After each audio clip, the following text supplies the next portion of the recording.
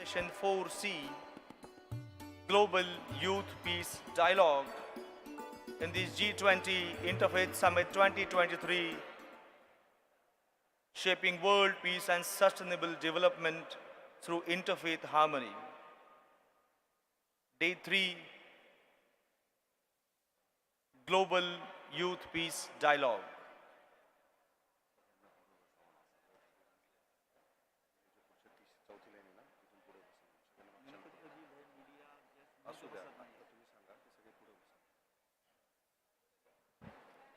All the volunteers kindly request students to be seated from the fourth row from here. Though it has been reserved for guests and media, kindly come forward and get seated into the first portion of the dome. I request all the students to kindly come and sit from the fifth row onwards so that we leave all the area behind empty and get occupied in the front seats. I request all my faculty members, student volunteers to guide them and ask them to be seated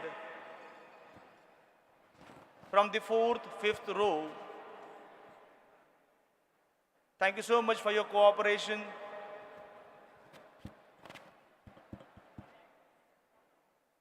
This is the session dedicated to the youth of today, and young 20 members would be sharing their mind, their thoughts with us. Kindly occupy the seats. Global Youth Peace Dialogue, Session 4C.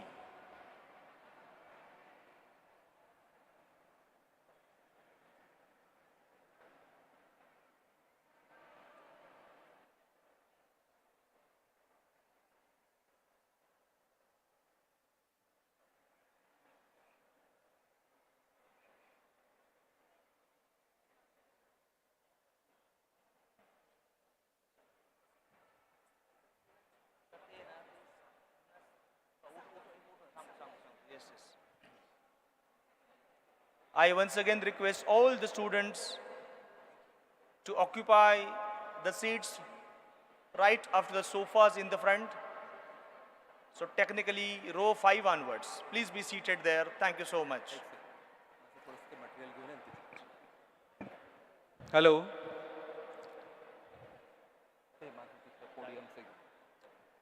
I request all the faculty members of the Peace Studies to kindly help all the students to get them seated in the front rows, please. All the faculty members of the Peace Studies, kindly help all the students to come up, please. Thank you. Dr. Milind Pandey, sir.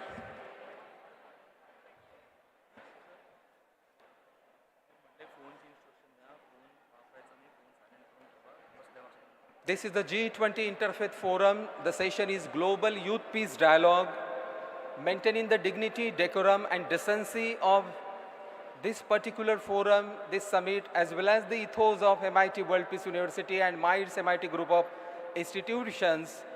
All the student peace ambassadors, when we call them peace ambassadors, they are gently suggested, requested to keep their mobiles either off or then in the flight mode. Once you get seated, no movement, please. Thank you so much. Please get occupied and I just invite all the youth peace leaders to please come up on the stage. I invite Panji Saputra, Head of National Sports Affairs Division, Indonesia, to please come up on the stage.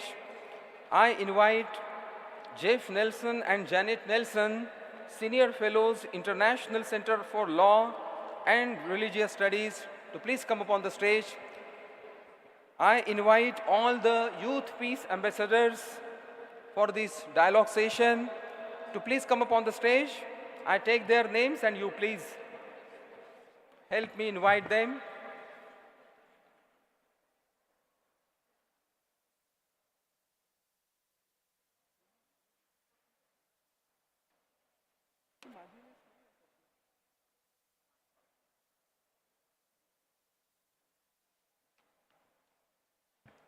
माझं तिथेच ठेवलं तू.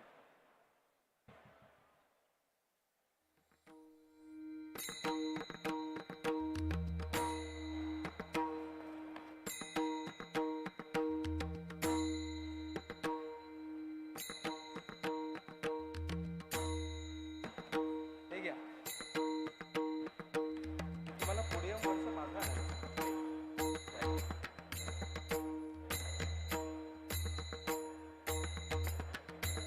So I invite now the student delegates, Zahra Al-Hilali, Akwe, Perth, Australia, Alec Berovic, Akwe, Montenegro, Yakin Sikandar, Akwe, India, Himanshu Pandey, Akwe, India, Dr. Deepak Kumar, Akwe, India, Greshma Payas Raju, Akwe, India, Ardra Prasanna Manoj, Akwe, India, Sophia Lestina, Brigham Young University, Hawaii, Aaron James, Brigham Young University, Hawaii, Prashant Ramishetty, BYU, Hawaii.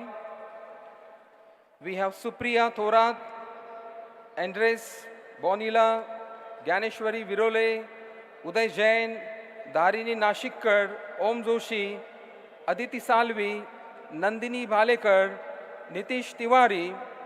It is all from MIT World Peace University, Pune, Bharat.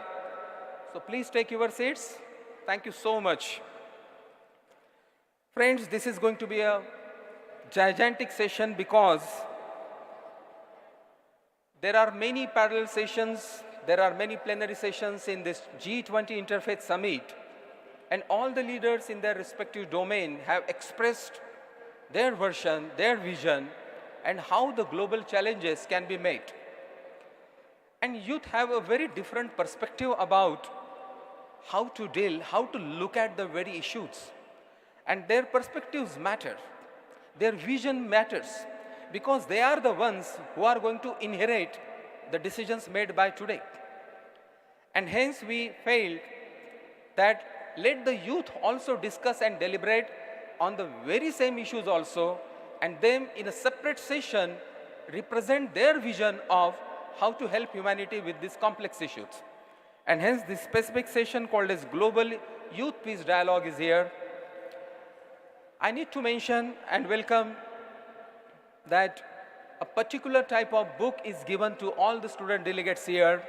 It is kept with you also. If it is not given, I request volunteers to kindly give the book which started the journey of MITES MIT group of institutions. I request every faculty members to kindly help with all the students, to kindly help them with the book called Thus Spake Vivekananda. Because the honorable dignitaries on the dais, Professor Dr. Vishwanath Karad sir, in his first year engineering book, he got one of these scintillating message from the book called as Thus Spake Swami Vivekananda, and the whole history of how the unification of science and spirituality should happen in a pragmatic way, and the ultimate manifestation of that education is in the manifestation of this World Peace Dome. So this book is also given, and we request every participant, every delegate to keep this book in their pocket, because that's why it's a pocket edition. That's why revered Professor Dr. Vishwanath D. Karad sir always keeps it in his pocket. He kept it for decades together, and the manifestation we can see. So we really welcome you for this fantastic session. To know more about the basics of this session, what we are going to deliberate and discuss, I request the technical team to play the curtain raiser film on the theme of this Global Youth Peace Dialogue session. This session is based on Global Youth Peace Dialogue. This session is about how our young generation thinks about the challenges of the modern world and what are their perspectives towards the solutions of these complexities. Youth, given the opportunity, can mesmerize the world with their ingenuity and creativity. India, which has the privilege of being the birthplace of a great noble son, Swami Vivekananda, a youth icon the world over, has a great role to play in the invigoration of national character and also to show the pathway of harmony and peace to mankind. In this session, the youth representing diverse countries, castes, creeds, religions, and organizations will engage in dialogue on the critical areas such as addiction, trafficking, climate change, and practical spirituality.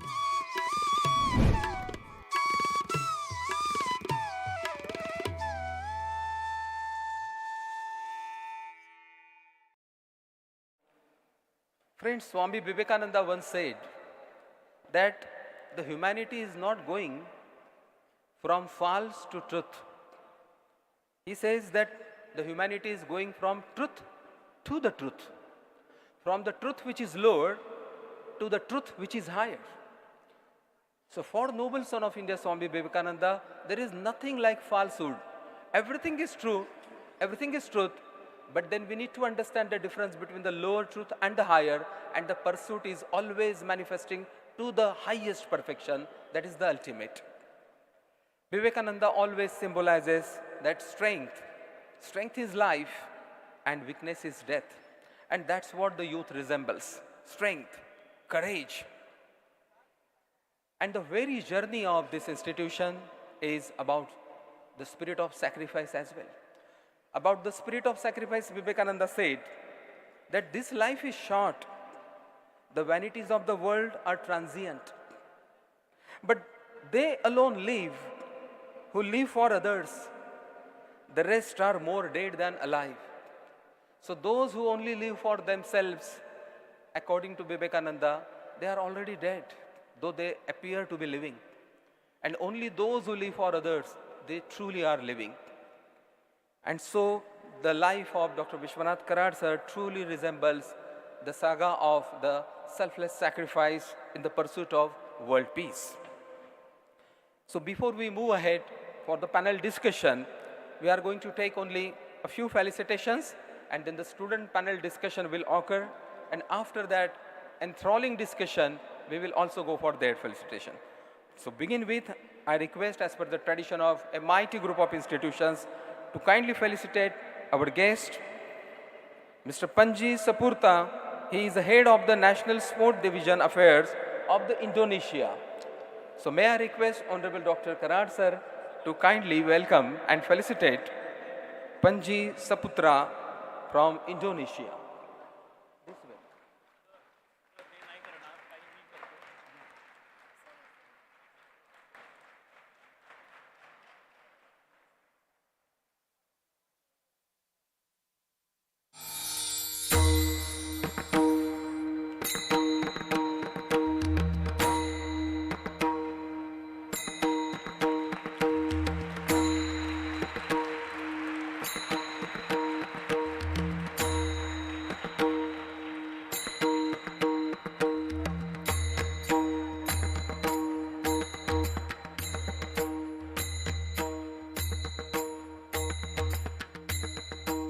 I request Dr. Milind Pandey, Honorable Pro Vice Chancellor, to kindly felicitate Mr. Jeff Nelson, Senior Fellow, International Center for Law and Religion Studies.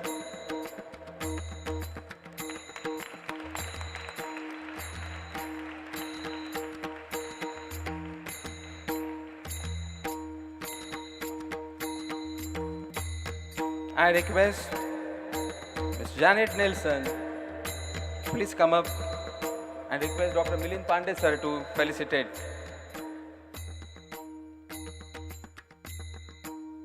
Please give a round of applause.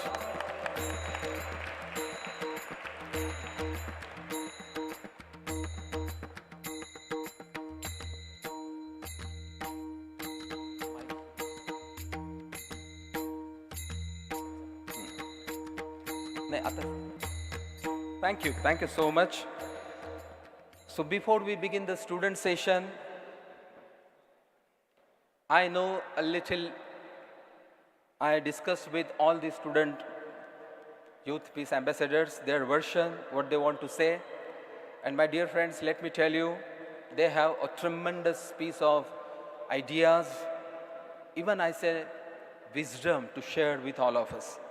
But just before we enter into that part of the dialogue, I would like to request Mr. Panji Saputra, Head of the National Sport Division Affairs, to kindly guide us in a couple of minutes. Please, sir.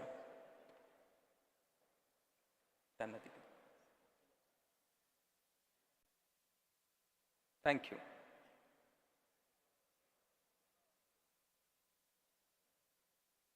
Ji Bismillahirrahmanirrahim. Assalamualaikum warahmatullahi wabarakatuh. Good afternoon, ladies and gentlemen. Let me introduce myself. I am Panji Saputra. I am the representative of youth from Indonesia. For today, I would like to share my experience in Indonesia and also my experience in around the world related about youth. Well, the G20 countries comprise of the more than 60% of the world populations. The diverse populations and cultural background, this has more than 17,000 islands and more than 300 ethnicities and more than 700 languages. G20 of youth, youth in the G20 countries believe that different access to the education, limited employment opportunities, and growing racial and cultural discrimination are the top three major causes of inequality in the world today. So it means we need to get together to make a peace from the youth in around the world. The diversity and inclusions not only aims to embody the spirit of inclusivity, but also to raise the important cultural and equity discussions that we have seen emerging in the last 3 years. After the COVID happens, we lost our connections, we lost our friends, we lost our family.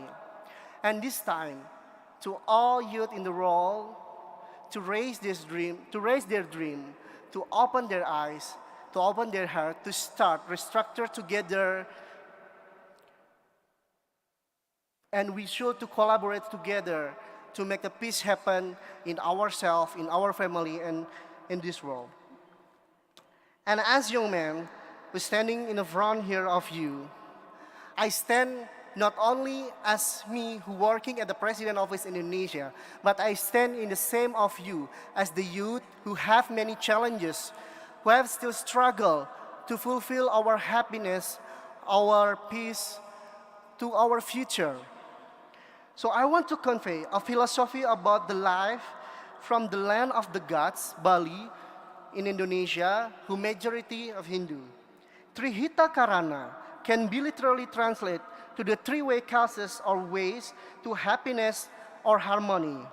The philosophy itself encompasses the three most important aspects of the life in Bali or Hindu, which includes God, humans, and nature, and the places. There's three as a basis for development of human life in Bali. Three means three, Hita means prosperity, and Karana means the causes.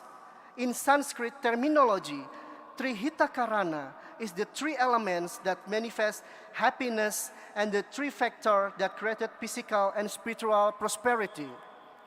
During this forum, I would like to convey numbers, the things that related to youth in creating of peace. Of course, this peace does not only come from within, but also requires collaboration to make it happen. The first one, it is very important for the youth to create the creative economy for young people.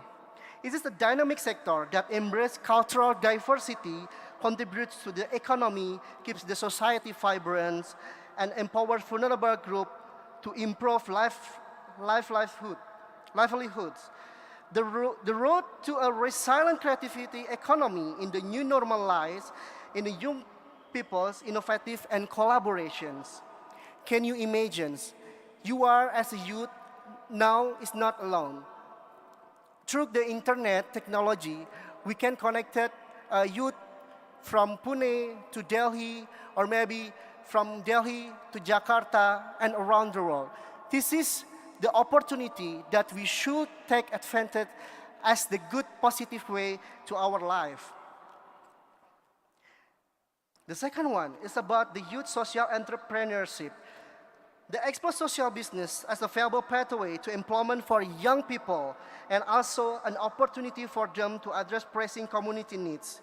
You know, they have more challenges in this case. We can see the human resources challenges. We need human resources who are expert in the technology and also to expert in the skill and soft skill. Last but not least, it's about the inclusive educations. You know, no one left behind because we have the same right to get the educations. Youth in the big city and in the rural area, they have the same thing to get the education. The facilitating ease of access education, inclusive pedagogies, financial support, flexible legislation focusing on those who are left behind. So we need to encourage cultural and creative workers to experience innovative. And before that limit of time, I would like to ask the youth here and also around the world that if you have dream, just follow your dream. Focus on your happiness, focus on your goal. Don't distract with the negative thing. So keep the positive way in your mind and in your heart and always in the good intention. Thank you very much. Thank you. Thank you so much. Thank you so much, Mr. Panji Saputra, who is all the way from Indonesia, and he is from the Government Ministry of Sports Affairs. Thank you so much. Now, before we proceed for the discussion and the dialogue, I have some announcements for the participants that please, due to the paucity of time, your dialogue should limit to around 3 minutes, please. And there are certain questions for you, and as a part of that question, your response related to the piece, related to the G20 Interfaith. So thank you very much. My colleague, Dr. Sachin Gadekar, will be asking from this side, and I will be joining from the other side, and all are requested as per their schedule to participate in this dialogue.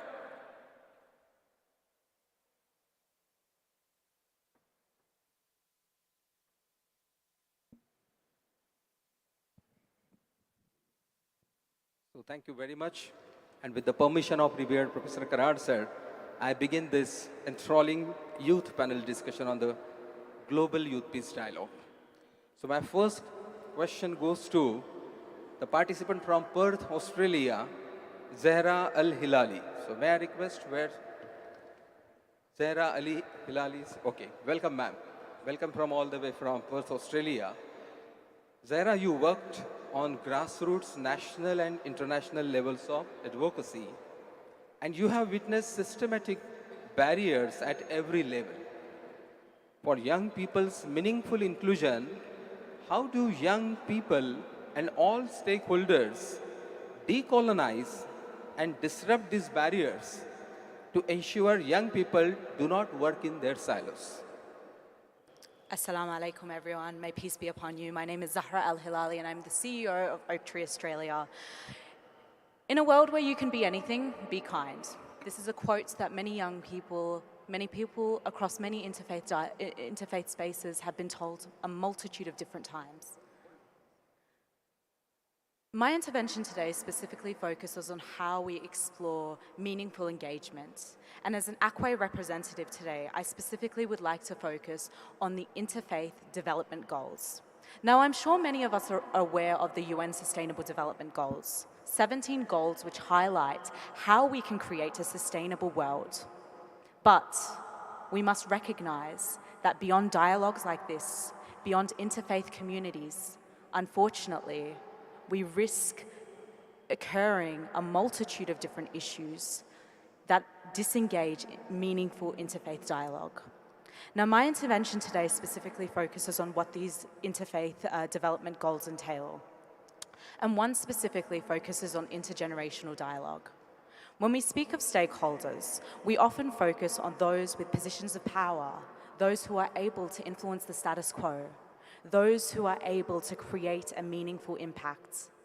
But society tells many young people that young people are not a part of this equation, which is why the Interfaith Development Goals are so profound in recognizing what true, meaningful intergenerational dialogue looks like. So in my suggestions today in answering your question, I specifically focus on how we create platforms and engagements to spiral intergenerational dialogue. It is platforms where we are able to engage a multitude of different stakeholders, where we are able to bring our perspectives to the table, but dialogue is not enough. Dialogue will never be enough. How do we bring our voices collectively to build change beyond the rooms that we are a part of?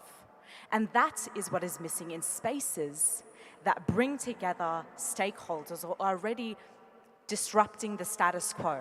We will never be able to disrupt the status quo until we facilitate true, meaningful dialogue that is simply presented in the Interfaith Development Goals. So I recommend everyone here exploring Akwei's website and having a look at the Interfaith Development Goals, because this is a branch that is systematically excluded from how we create cohesive and peaceful environments. Thank you very much. Thank you, Ms. Zara, for pulling us onto thought of from dialogues to actions. Thank you so much. Now I would like to invite Alec Barovic. You have been a political scientist, activist, a PhD candidate in human rights from University of Padova, and an Acquis Fellow. So my question would be, what is the role of young people in Balkan region in the process of peace building and reconciliation? Hello, everyone. Thank you for a great opportunity to be here and to see the world-famous Indian hospitality. I'm coming from Montenegro, one of the smallest countries in the world, located in Southeast Europe. This beautiful city of Pune has around 8 million citizens. My whole country has 600,000 citizens. I'm also coming from the region of Western Balkans, which were devastated by terrible wars back in the 90s. 25, 30 years after those wars, we still today have huge problem with rising nationalism that is threatening to repeat the history that we told that is years behind us. So, as in every society, youth is playing a crucial role in reconciliation and peace building. When I talk about the wars in the 90s and the split of ex-Yugoslavia, I would say that those events happened because we didn't know enough about each other and we haven't seen those differences among us as something that unites us and not something that divides us. Unfortunately, another one prevailed. So, in the current period of time, I think that education and dialogue among the youth presents a very important role in peace building and preventing the conflicts. So, in the Acquei, we are using the concept of peace through dialogue. I think that the same concept may be used in the Balkans, and there are a huge amount of organizations that are trying to create and unite the young people in the Balkan countries, especially to meet other cultures, other religions, other traditions, so we can get rid of that fear of each other that we have. We do not have the possibility to stop with that process, because if we stop the side that is trimming and that wants hate and destruction, that side never stops and never rests. Unfortunately, some governments in the Balkans are, in the last few years, trying to rise nationalism. one of the main goals to those powers is to raise nationalism among the young people. And the reason for that is because how we shape the young people now, that's how they are going to behave in 10, 20, 30 years. And those powers want to continue to rule using nationalism, and they of course want to have the voters in the next decades. So I would say that those are some kind of grounded nationalisms. So once again, I would like to call for dialogue. I would like to call for understanding, and let's see those differences between us as something that is diverse and beautiful, and something that unites us, and not something that is a possible source of hate among us or future conflicts. Thank you. Thank you. Thank you, Andres. Thank you. Thank you, Alec. Thank you so much. And let's welcome our Executive President, Shri Rahul Karad, sir. Welcome with a big round of applause, all the youth ambassadors. Thank you so much. You must have heard now ACUBE. So let me tell you that ACUBE is the official youth organization, youth wing of the G20 Interfaith Forum. And we have got delegates from ACUBE UK, ACUBE Montenegro, Worth Australia, Lebanon. We have got United Religions Initiative organization also, their delegates, Religion for Peace, as well as from BYU, Hawaii. So we have got a host of organizations joining here in the youth dialogue session, along with the MIT World Peace University. So my next question goes to Andres Bonilla. He is an environmental engineer with 6 years of experience in the coating industry as sales manager. He is an adventurer who likes to travel around the world and discover new cultures. So, Andres, question to you is, do you think that the generation today needs mindful education while walking on the path of peace? Good afternoon, Ajichishi, Paukikuna, Panikuna, Ajishamushka, Hatun Yachagwasi. It's my local language in my country. Thank you for your question. Yeah, of course, not just the young people, not just the scholarship, also everyone. Why? Because most of the time when we are in our daily activities, we are not conscious about the things that we do. But sometimes, just sometimes when we are alone, for example, we can feel how we can read, how we can sleep, how we can see. Just in that way, we are making mindfulness. Because the conscious mind is present. No more than that. I need that the mindfulness is an important topic that needs to be introduced in all the schools. Because just in that way, the best knowledge could have our students around the world. I come from a little country like you, Ecuador, South America, and I appreciate that I am invited here. I know that we have a word, summa causa, means mindfulness life. We need to share our knowledge to have a better society between us.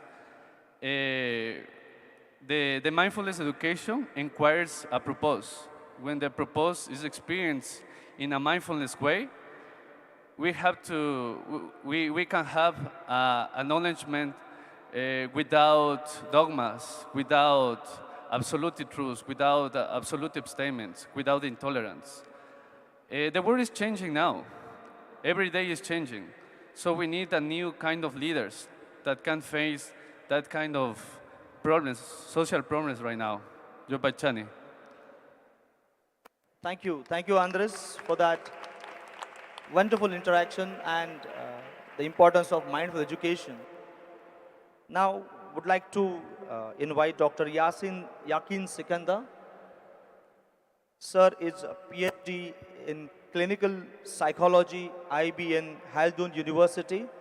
And my question would be, in regions with diverse religious and cultural backgrounds, what collaborative efforts can be made to create safe spaces for dialogue and mental health support that empower vulnerable groups and promote peaceful coexistence. First of all, as we are talking about peace and dialogue, so let me invite you all with the Muslim greetings. Assalamu alaikum wa rahmatullahi wa barakatuh.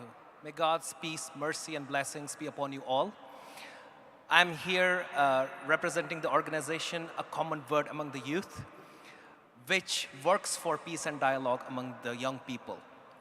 As a professional, I am a psychotherapist, and one of the things that we do in therapy is creating safe spaces. And that's why when we talk about safe spaces, this term is really dear to me. And why is that? It is because as human beings, we are storytellers. We are continuously creating meaning. And when stories are told in safe spaces, where one does not fear judgment or persecution, it is then only once such safe spaces are created, then only people open up, and then only we can have peace and dialogue. When people are not threatened, when people feel calm, when people know that they can trust others, they can trust the system, they can trust the government, they can have trust. That's the most essential thing about safe spaces. And one of the things that we see in marginalized communities, for instance, is that marginalized communities always feel threatened through power or through other means, which is why such safe spaces need to be created. I mean, over the last couple of days in this Peace Dome, we have been talking a lot about how religion promotes peace and tolerance. And we know that. But the real question that we need to ask is, what is holding us back from achieving that? Rumi said this. He said, your task is not to seek love, but your task is to remove the barriers within yourself that are stopping you from realizing what love really is. So instead of asking ourselves about peace and about dialogue, let's ask ourselves, what is stopping us in this country? Is it caste? Is it our color? Is it religion? Is it gender? Is it identity? Are these the barriers? And if these are, how do we go ahead in removing them and creating spaces where people feel safe? Just like the SDGs, peace and security is the 16th SDG. At ACWAVE, we have what we call as Interfaith Development Goals, IDGs, and we have 10 goals. And goal number 8 would actually be using religion as a tool for peace. So we should all make sure and try how religion has a role in promoting peace, so that religion is not weaponized, rather it's used in order to create safe spaces. And let me tell you a brief story from this land. When the Parsis were persecuted from 8th to 10th century in Iran, they come to India. And the Indian king at that time, which is Jadi Rana, the priest of the Parsis, he goes to him and says, we have come from a very far land and we need some space. So the legend says he had a jar of milk in his hand, which was full till the brim. So he tells him, we don't have any space. You know why? Because just like this jar of milk, we are full. So what the priest does is he takes some sugar out of his pocket and puts it in that milk and says, we are not going to take any extra space. All we're going to do is just sweeten up the community which is already thriving here in India. Now that is the creation of a safe space. And the result of that, be it Tata's, be it the Homi Bhabha Atomic Center, all of them are from the Parsi community. So safe spaces need to be created, and we have a deep role in that. But the idea would be through peace and dialogue, communicating with each other, which in conclusion reminds me of a quote of Martin Luther King Jr., who said that people hate each other because they don't know each other. And they fear each other because they are not known to each other. And they don't know each other because they don't communicate with each other. And they don't communicate with each other because they have been separated from each other. So our aim should be, in this Peace Dome, to remove this hate, fear, and distances and barriers that we have built, and try building bridges that connect, instead of walls that hold us back from each other, that divide us, so that we really reach the true essence of what really matters: peace, safety, and security. Thank you very much. Thank you. Thank you so much. I think he deserves a bigger round of applause for, wonderful said that build bridges, not walls. Thank you so much. Next, I want to ask to Mr. Himanshu Pandey. ACWE, the abbreviated form is ACWE. The long form, the correct name is a common word among youth. And so he's from ACWE, India. So Himanshu, the question is, he is a co-founded of Dignity in Difference, a youth-led, youth-focused collective resisting online hate speech in South Asia through research, training, and advocacy. So, Himanshu, what does the artificial intelligence boom of generative algorithms mean for peace building? Thank you. I was talking to my friends there yesterday. The technology is an amplifier of human intent. It's not a substitute. I'm a digital anthropologist, which is a fancy way of saying that I scroll social media for work. Oh, you should be jealous. Oh, I'm sure that everyone has heard here of ChatGPT. Some use it to write crappy poems for their partners. Most of us use it for writing emails. And a large number of our young people here might be using it for their classroom assignments. Very recently, we uncovered thousands of social media profiles running an online automated hate campaigns against minority in South Asia. Hate is manufactured at a scale, and we should be afraid. We can build very wonderful interfaith frameworks, nurture communities that stay together, stick together, but these online hate campaigns can reach at the homes, delivered directly to the next mobile. And with enough dose of them, people start hating each other. So I don't have much to say, but it's A, B, C, D, E, F, G, H, I. No, not the entire song, but A, B, C, D. And that is, AI is it's in our daily lives. The opportunities and threats that it brings are real and very near. Recognize and accommodate them within interfaith community programming. Break the echo chambers. Talk, listen, and build bridges with people who aren't like you, who don't act like you, who don't come from same communities, and who belong to a different identity. Bring genuine curiosity for others. Co-create with youth. That's also ACWE Interfaith Development Goal number 4. The leaders of tomorrow are here. And any substantial change accommodating the interfaith framework cannot take place without them. And it can't be patronizing. It can't be like, we are elders than you, we will tell you what to do. This generation is growing up in a very different reality than you did. Just like you did in a reality that was way different than your previous generation. Come to us as an equal, talk, and then maybe we can make peace a reality, purely intergenerational. Digital literacy is also another essential skill. Make sure all of us have tools to discern truth in the camouflage of information dump. Also, because of the irony of today and yesterday, it is lost on me, decolonize. What's up with our love for white skin? A truly peaceful world is built on ideas of equity. It's not on power relationship. Let our mind be free from the chains of the past. And I'm hoping that I would be able to see it in at least next few hours here. With that, I'm paraphrasing the founding statement of UNESCO. Since wars begin in the minds of humans, it is in the minds of humans that the defenses of peace must be constructed.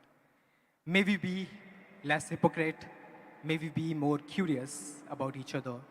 May we be more compassionate. May we build leaders of tomorrow whose kindness isn't lost with power. Thank you. Thank you so much, sir. Who better than his generation is a digital generation would be happy to interact you post-session, but thank you so much for your words. May I now invite Supriya Thorat, a student of MIT World Peace University. She represents rural Bharat and is proud of her roots and ethos. She wants to contribute to the development and conservation to the roots she comes from. She is an MBA student and a chef too. Supriya, my question to you is, how to solve rural women's issues regarding education? Thank you, sir, for giving me this opportunity to answer this question. Good afternoon, everyone. Today, as we all know, women are near about half of the world population. Women are important pillars of our society.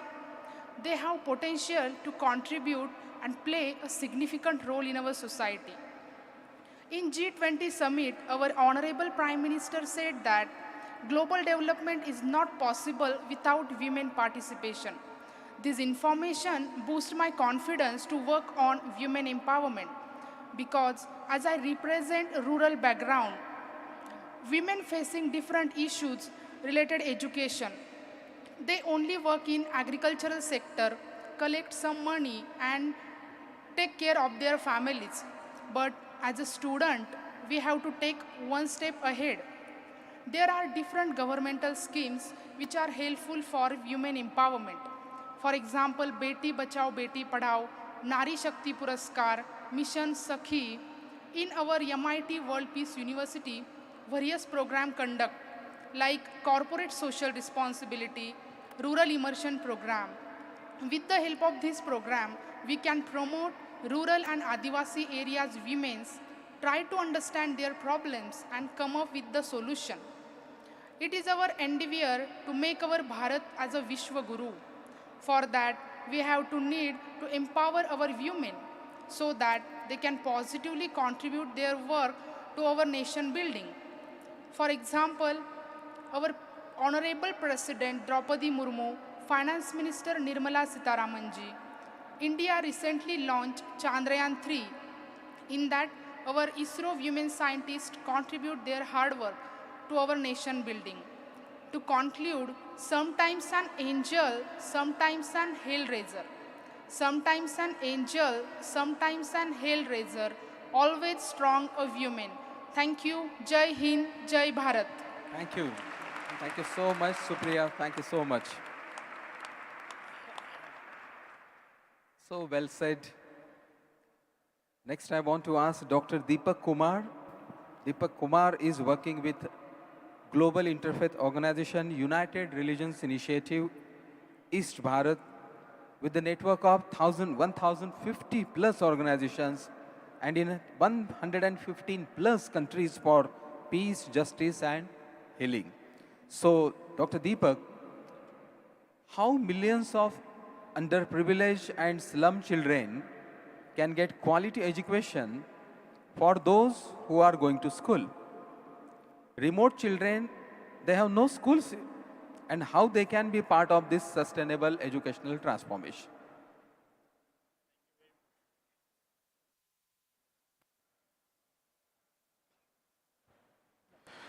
Thank you. Thank you very much. So greetings of peace, everyone, especially all the youth.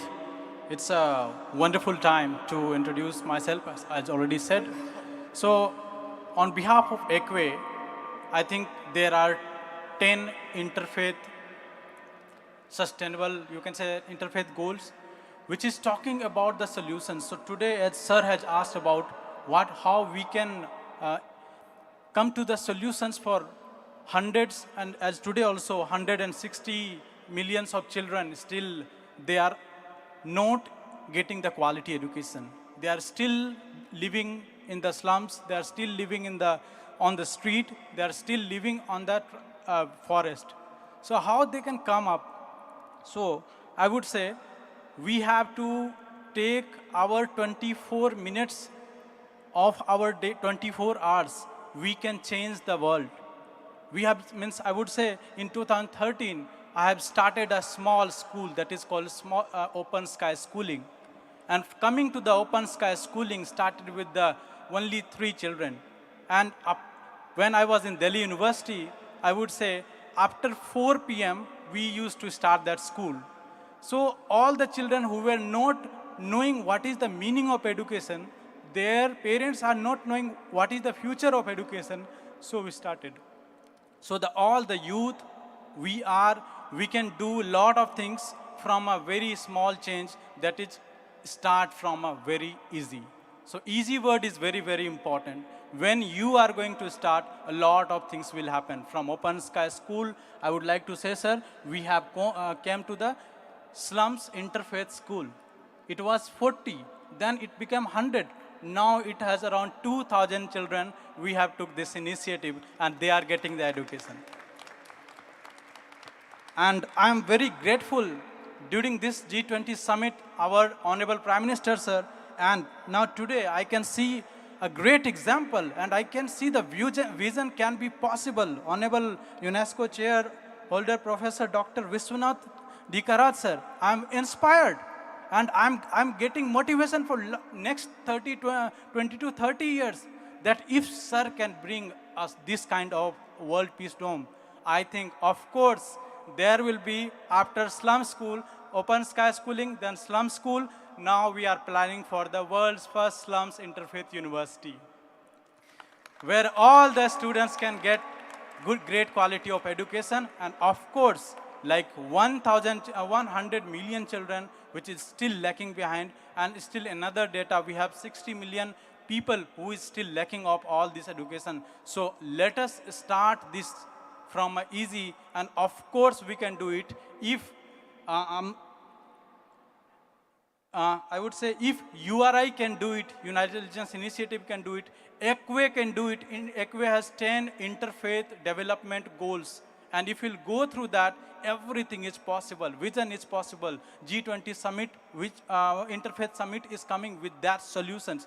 So I would say the solution is there. Only we have to take initiative. Only we have to bring only 24 minutes of our 24 hours. We can bring a huge change. So now I would say thank you very much, and let us come together, let us join together, and the youth all across the world has the potential. India is having the youngest population in the world, and we uniting together, uniting the interfaith world can bring a huge solutions. And yes, education is the face of the world, and through this education we can bring a huge change, as we have started from Open Sky Schooling, then Slum School, now Slums Interfaith University. So these all are possible through this initiative. Thank you very much. May the world is full of peace, justice, and healing. Jai Hind and Jai Bharat. Thank you. Thank you so much, sir.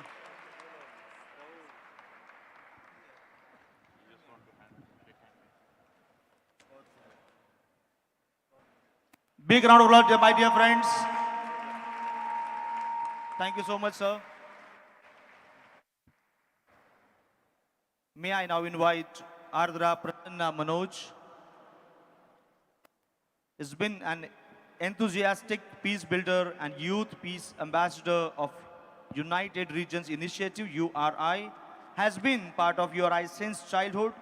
She has been elected as the Secretary General of a global peace campaign named 1 billion Youth for Peace, to reach 1 billion youth for peace building by fostering empathy and advancing common action among people of diverse faith through shared efforts. So my question would be, how can youth create a peaceful future? Thank you so much, sir. Good evening, everyone. So no task is much more important than contributing to the establishment of firm and enduring peace for all mankind. So youth is a symbol of strength. So youth is actually the change.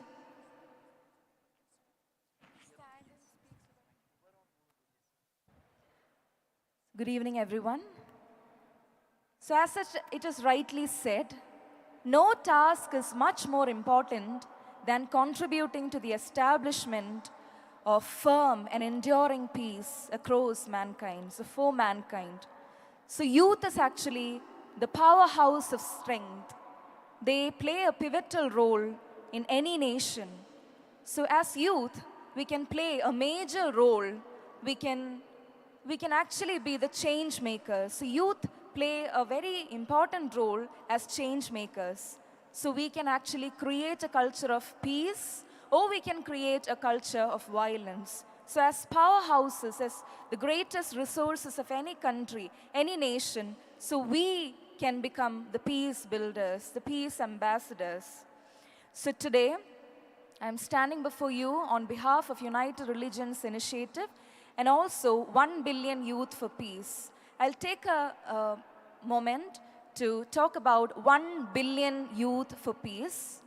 The movement 1 billion Youth for Peace, it is a collaborative interfaith campaign. After working in collaboration with United Religions Initiative, URI, and many groups for many years, it is a Cosmic Community Center, CC. It became aware that it is the need of the day to foster or to integrate youngsters, the youth, in peace building. So following this realization came the fruition of 1 billion Youth for Peace. So this initiative was launched officially in the United Religions Initiative Youth Assembly, Annual Youth Assembly on August 24, 2019. There was 200 youngsters have participated there. So 1 billion Youth for Peace is actually a global youth campaign. So it tries to reach out 1 billion youth for peace by fostering empathy, understanding, and advancing common action among the people of diverse faiths through shared efforts. So I'm very glad and proud to tell that 1 billion Youth for Peace has now reached 100,000 youngsters, 1 lakh youngsters. So 1 billion Youth for Peace, the initiative has enrolled 100,000 youngsters so far. So our volunteers have been going to many institutions day by day. So they talk about the power of youth. They talk about the need of building a peaceful world. So we are joining hands with organizations, international organizations like United Religions Initiative, YMCA, Rotary, World Yoga Community, Global Law Thinkers, and so on. So as youth, I'd like to quote the former president, Dr. APJ Abdul Kalam's words, his message for the youngsters to have courage. So I'd like to quote Dr. APJ Abdul Kalam, to have courage. Courage to think different, courage to invent, courage to discover the impossible, courage to travel on an unexplored path, courage to share knowledge, courage to remove pain, courage to reach the unreached, courage to combat problems and succeed. So let's unite our hands for a world of peace so that our children, grandchildren, we leave a better future, a peaceful world for the generations. Thank you. Thank you. Thank you so much, Adra. Thank you so much. Vivekananda echoed the same feeling, like strength is life and weakness is death. Thank you so much. Om Joshi studies in MIT World Peace University, Pune, Bharat, and he is an activist who continuously reach out to masses and addresses the field of food security and children issues. So Om, the question for you is, what do you understand when you hear children's issues, and what is the main reason for the children's issues, and what are the main ways to recover from that? First of all, thank you, sir, to ask me this question. I am very glad to represent my views on this topic. As we gather on this global forum, I would like to address that child issue is not a local issue. it is a global crisis thriving our society into the failure. There are many child issues in our society, but online multiplayer games, malnutrition, education are the most significant child issues that demands our attention. From the very basic, malnutrition. Malnutrition has been global crisis in our society since decades and is decaying the roots of our future. To avoid this, we should inculcate the priority to food and nutrition to vulnerable communities and promote global and government policies. As per a report, around 38% children have shown undergrowth nowadays, and 31% have shown stunt growth, and 5% shows wasting. On moving further, I would like to show about education. As of 2023, education sector is rising day by day. But after the hit of COVID-19 pandemic, around 1.6 billion learners were affected by the closure of learning institutes. To avoid this, we should inculcate more learning institute and focus on quality of the education, not quantity. To reduce the lack of education, we should promote subjects like peace in the curriculum for betterment of the society. In the end, I would also like to shed light on online multiplayer games. Online multiplayer gaming sector is rising day by day on the heaps of depression, anxiety, and stress. According to a report, around 89% of the gamers are suffering from depression, stress, and anxiety. To avoid this, we should introduce yoga and meditation in our day-to-day life to avoid this anxiety, depression, and stress. So, thank you, sir. Thank you, Om. Thank you for your inputs. We know the generation can only understand the generation's issues and challenges. Thank you so much. May I invite Grishma Pais Raju, a young peace builder having several years of experience in interfaith dialogues and environmental peace building. She is the founder of Eco Peace Teen Cafe, an online global network for young people organizing transformative educational programs. She represents ACWE, Religion for Peace. My question to you, ma'am, how can faith-based youth peace dialogues contribute to promote peace and harmony among diverse communities in today's world? Thank you, sir. And dear brothers and sisters, we are having a wonderful time here. And first of all, I would like to thank everyone for hosting this wonderful G20 meeting. And we know, like, youth peace dialogue, how it helps. And we are having a dialogue here also. So my first interfaith dialogue was happening in 2008 with my fellow friends. And we were discussing about different topics from climate change, social justice, and women empowerment. And we had a very truthful conversations during those peace dialogues. And many of the dialogues helps us to connect more and build trust among all the communities. So I started as a teenager doing interfaith dialogues, and then one of the URI conference, I started my journey of peace building with United Religions Initiative.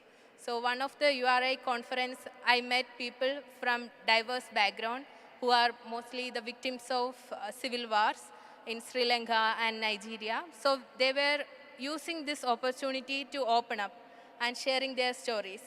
So when we listen to their stories, we are understanding like how hard to survive wars, and also it helps us to understand how privileged we are. So as a teenager who is 17, I decided I want to be in a peace building field. I wanted to serve for the people who are suffering. And the Sri Lankan lady who witnessed civil war and who lost her family members, she was asking me one question. Do you have water to drink? Do you have a place to live? So that question changed my life. So that's why I said, like, youth peace dialogues can change the world through having conversations.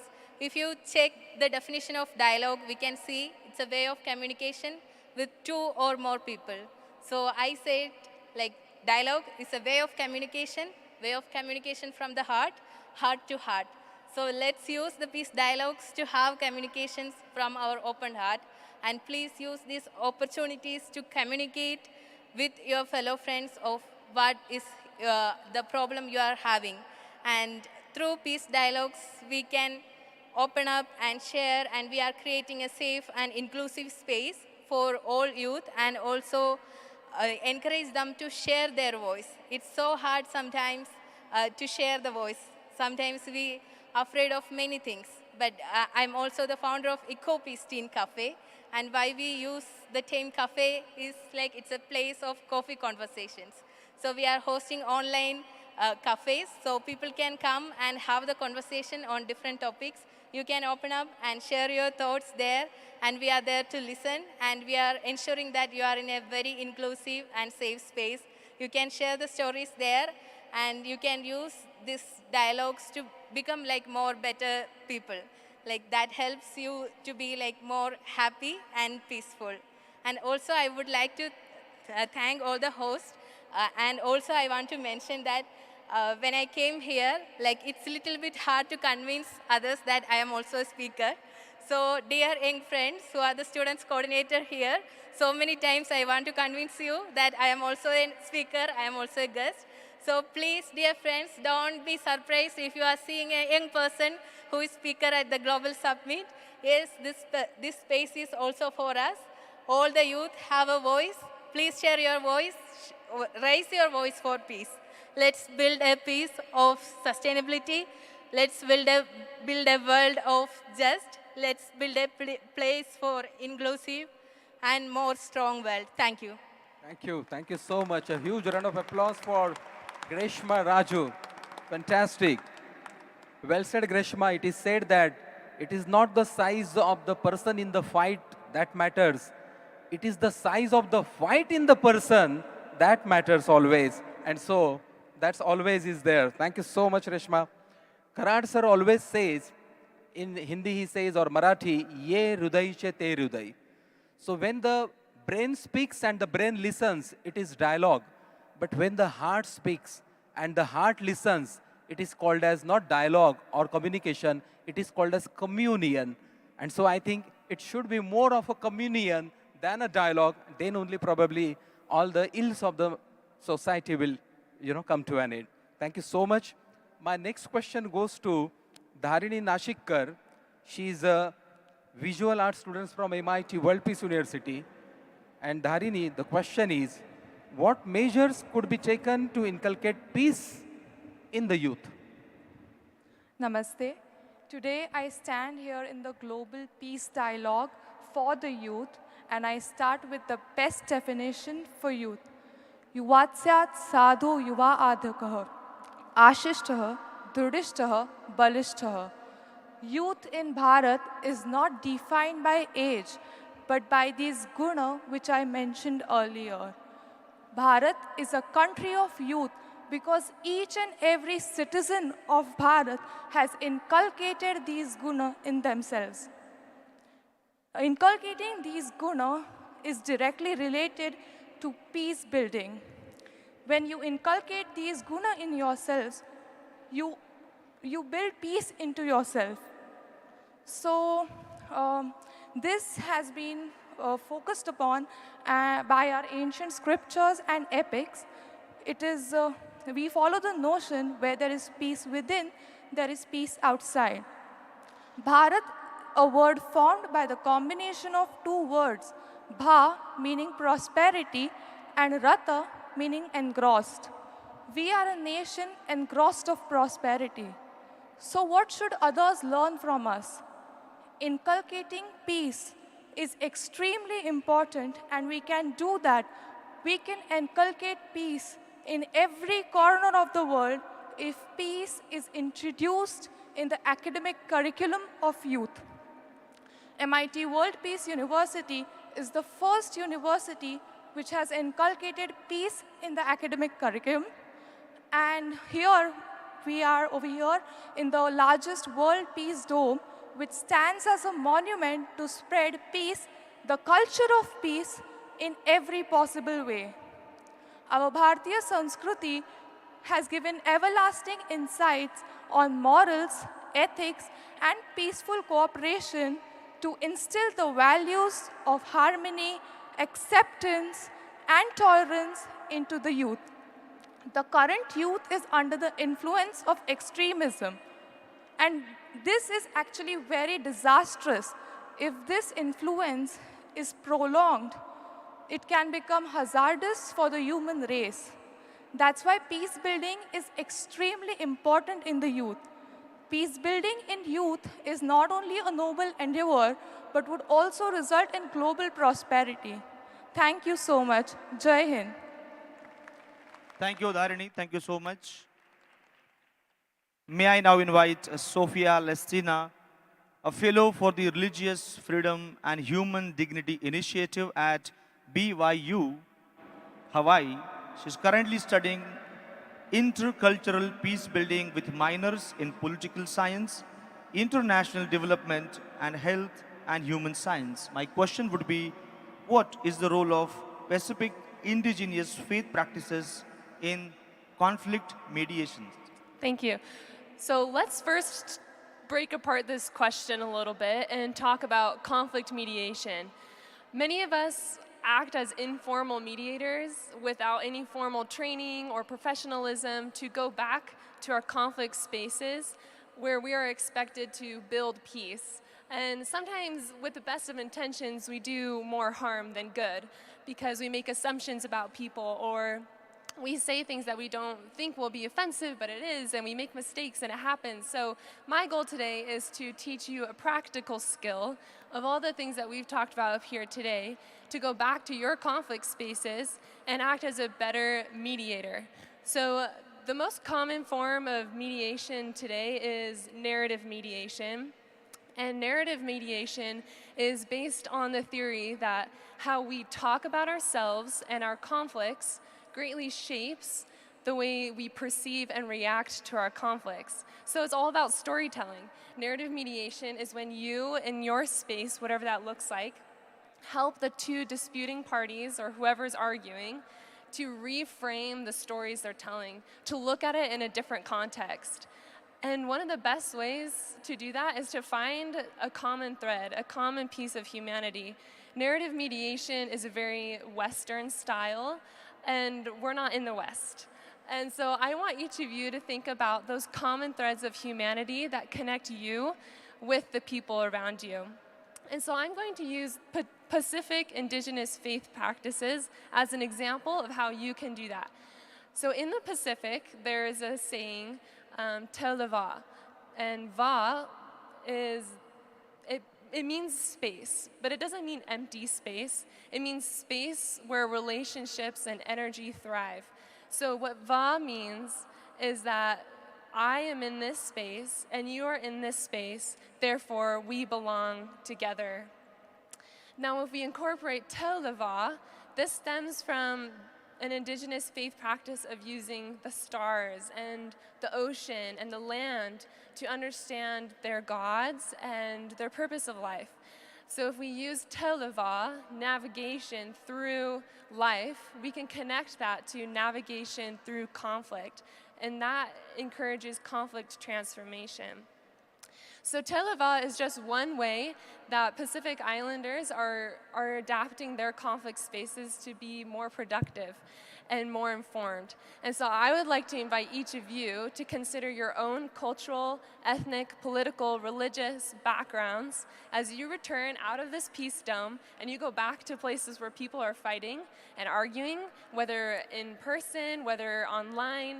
And I want you to consider those common threads of humanity that can unite you. And I want you to reframe the story. Help those people tell their story differently, a place that's more positive, constructive, so that we can move forward with an actual skill to do more good than harm.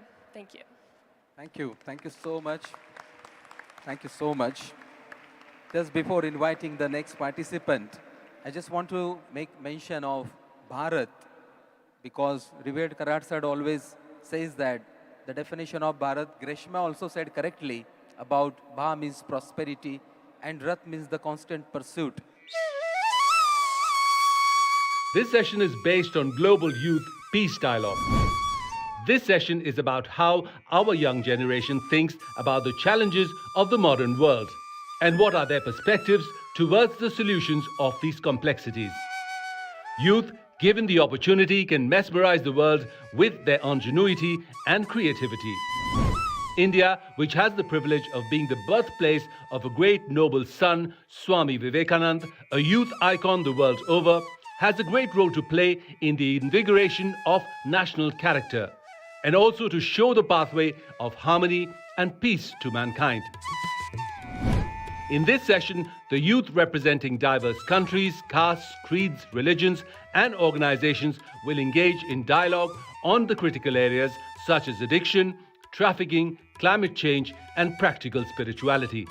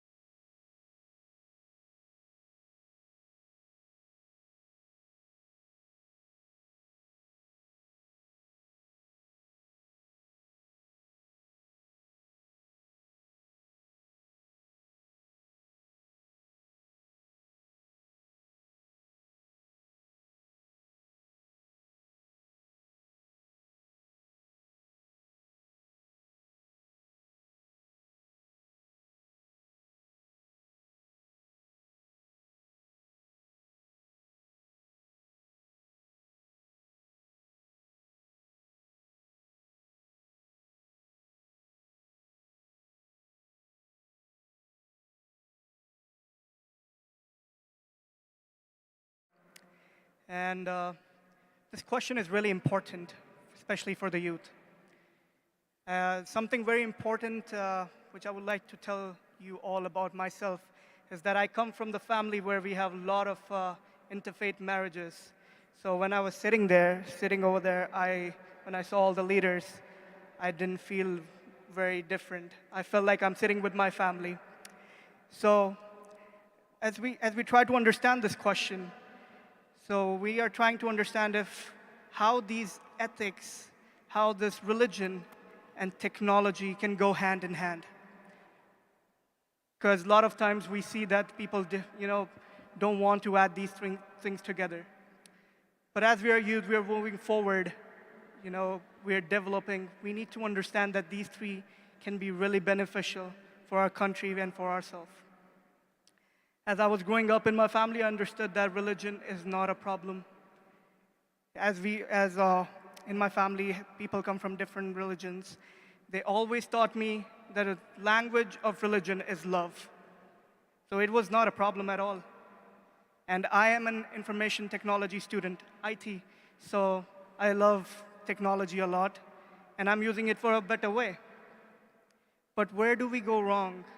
Why does it all this, chaotic environment because of all this? Well, I feel that there is a quote which I really enjoy. It says, Yatra dharmastra jayaha, where there is dharma, there is victory. Well, we need to understand that historic part of this, that technology has been used in ancient times till now, and it has never been a problem. It has always been an important part of our growth. And to make this technology, it's always the ethics and religion influences has been used. If we see our ancient, monuments, we are always been surprised, how did they do that? How did they make it? It's always the technology. It just with time, the technological ways are changed. So throughout history, religions have acted as a moral compass, guiding societies towards ethical values such as compassion, justice, and tolerance. Today, technology enables us to amplify these timeless principles on a global scale. Religion and technology have coexisted for centuries. Religious texts have often been a source of inspiration for technological advancement, like astronomy, architecture. What does this technology can help us to make this, a world full of peace and harmony? Once I was just roaming around my campus in Hawaii, and I asked, because Hawaii is a pretty peaceful place. So I asked one of the Hawaiians, and what makes this place so peaceful? They said it's the culture. As we see, the culture is going away slowly and slowly from a lot of places. In preserving that, technology can help. So another quote says, Sarva bhaya pranabhya cha sarvam pranihi. All beings are connected and all beings are life. This kind of highlights the interconnectedness of all life and importance. Technology can help and preserve and share religious and cultural heritage. Digital archives and virtual museums safeguard traditions for future generations. So the one problem we see with technology is ethical challenges. Technological, people are trying to fix these things in this era. A crisis of ethics is what I can say. Because considering the ethical, surrounding with AI and automation, like job displacements and bias, people are worried, and we should be. Religious ethics can offer really, good insight on addressing these issues, because we are the master of technology, and the problem comes is when we become a slave of it. We all need to be a master of technology. In this digital age, we face crisis of, when I say ethics, it's because of, with issues like misinformation, cyberbullying, what else? Social media addiction. Parents are pretty concerned about that these days. Mine was too. But I used it in a good way, I guess, because I'm studying IT. So religious teachings can always guide us and promote this online civility and empathy, because after all this, in today's world, it connects the world together. Technology bridges and gaps between diverse religious and cultural communities. It enables interfaith and dialogue, fostering understanding and cooperation. In conclusion, I would just like to tell that intersection of religion and ethics and technology is a complex, evolving landscape. By recognizing in the connection, we can harness the potential of technology while adhering the ethical principles rooted in our diverse religions, traditions. So let us strive for a future where innovation and compassion go hand in hand, shape a world that respects the dignity of all the intersection of religion, ethics, and technology. Let us leave this conference not just with words, but with all collective determination to act knowing that the future of our world, one of peace and harmony, rests in our hands. Thank you so much. Thank you so much, Aaron. Thank you so much, Aaron. I think it's a great sign that the world compassion is coming more often and from the youth. Probably it is a great lesson to all those crusaders also that even at the age of youth, they are thinking of compassion. So thank you so much, Aaron, from coming all the way from Hawaii. Thank you. Next is Ganeshwari. Ganeshwari is a student of BA Political Science, MIT World Peace University, Pune, Bharat. And she has a remarkable efforts in environmental engineering, preservation, social work. She has a strong spiritual foundations which guides her actions and imbues her work with compassion and empathy. Again, the word compassion makes her an inspiring advocate for positive change. So, Gnaneshwari, what are your views on importance of religion and ethics in this era of science and technology? Thank you, sir, for your question. Namaste and good afternoon to one and all present here. Dharmo dharnat dharmo ityahi dharmo dharyati praja. Dharma or religion is a way of life.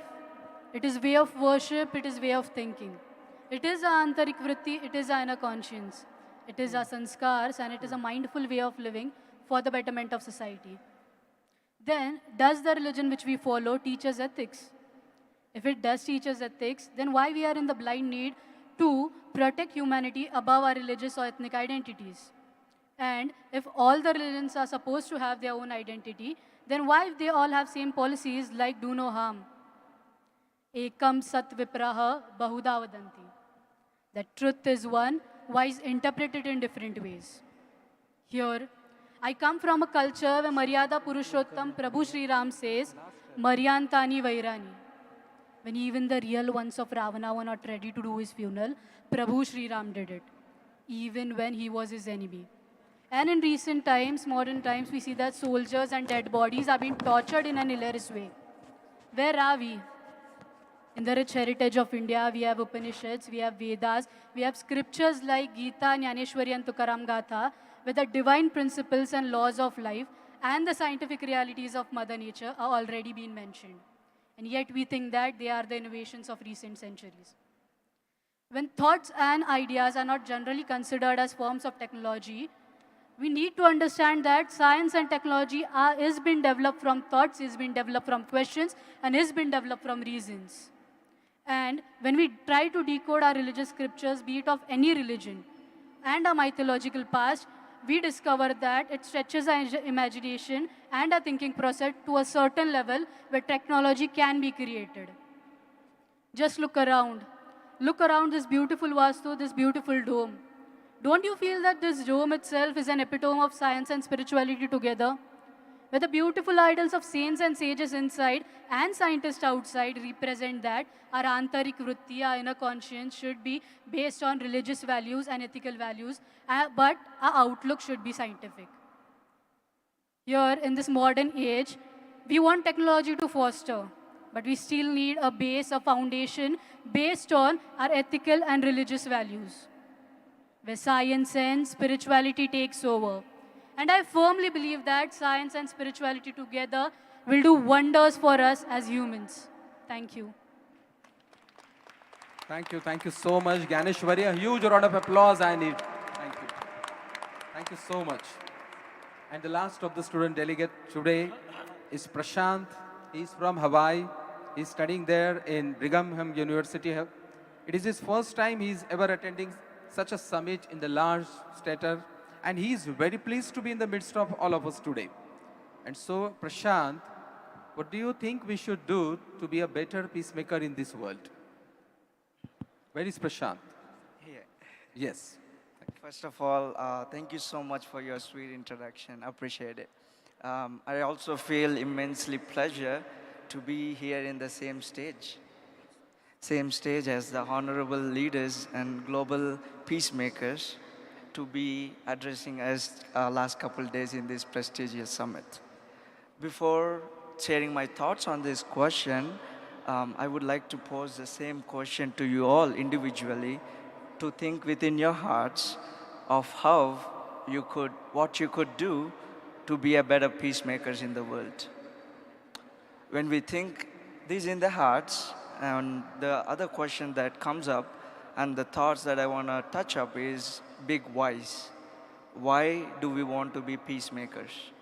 And what is the rush in that to be peacemakers while I'm still youth, right? And these are the thoughts that I want to touch on and start with that our beloved father of the nation, Dr. Karamchand Mahatma Gandhi, ji said, be the change you wish to see in the world. So I want to invite you all to be that change and as a youth of this nation to step up to be a peacemaker of the world. Given the condition of the world right now, even though we all are learning about peacemaking and all other things, we also have been coming up with little conflicts, also fights and blood right up there. So we have that opportunity to be a peacemaker in the world and change that conditions and make the world a better place. And the other one is how the world-renowned leader, Nelson Mandela, mentioned the youth of today will be the leaders of tomorrow. So he's exactly talking about you all and I, that we are youth today, will be leaders tomorrow. So there is an immense need for all of us to prepare from now on to be leaders and also peacemakers in the world. On that note, I would like to share a proverb my grandmother teaches since my childhood. It goes like this in Telugu. It says, "Mokkai vanganidi manai vanguna," which translates, if the plant doesn't bend, how can we bend the tree?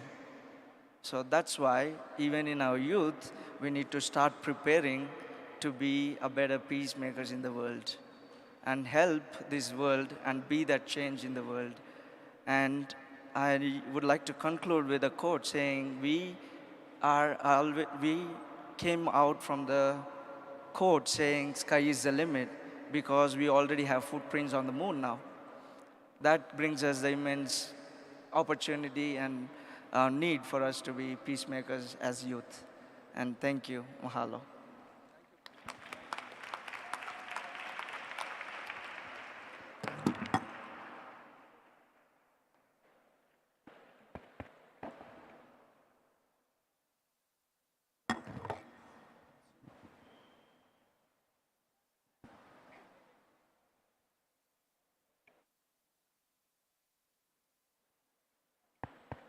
Yes, thank you so much. Now we are very pleased to have our young, dynamic Executive President of MIT World Peace University and Managing Trustee and of MITES MIT Group of Institutions, and also the Chief Initiator of huge and humongous platforms like NLC, BCS, NTC. So may I request Honorable Shri Rahul V. Karad sir to kindly address all these youth guidance.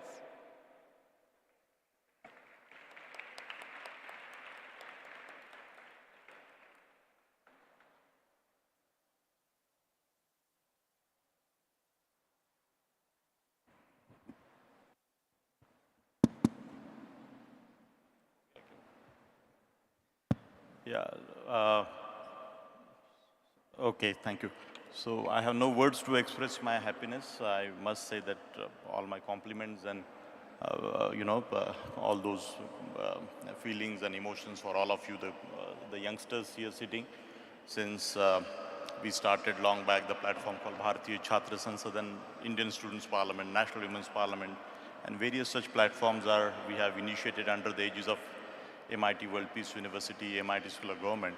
So this particular session is very dear to my heart. I'm just going to take 1 or 2 minutes and express particularly the very mission, what I think you all have attended the inauguration program. Also some of you, I think yesterday there was a different lot of students, but this particular lot, I'm sure from day one you all are here and you have understood the very essence and the philosophy and the ethos and the culture of this institution. And we all are like-minded. I mean to say, whatever you are sharing your mind, So it is a very important like-minded young people group sitting here on this dais.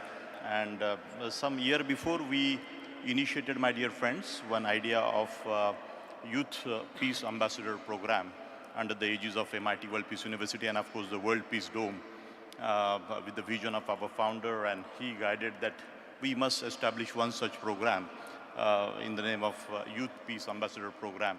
And some design, some structure, and some format we have already worked upon. Professor Patre, we have another very senior leader in the peace and conflict and resolution, Professor Sanjay, Professor Upadhyay is also sitting here, our Vice Chancellor, Dr. Chitnis. All of us, we have worked on this. So I want to appeal all the youth, particularly sitting here, and soon we are going to launch this Youth Peace Ambassador Program. It will be for 2-week program. It will be almost like a very minimal fee structure we have designed and decided for this, and a very beautiful structure for 14 long days, what they will do, how they will do, and that complete journey of 14 days and how they can transform in 14 days time. Of course, 14 days is not enough in that sense, but we felt that we have to start because of the paucity of time and the worldwide youth we want to attract a like-minded group similar like you. So what I want to request Professor Patre, Upadhyay, that this particular group immediately, maybe in the week or so, we should have a Zoom call meeting or some interaction with this group.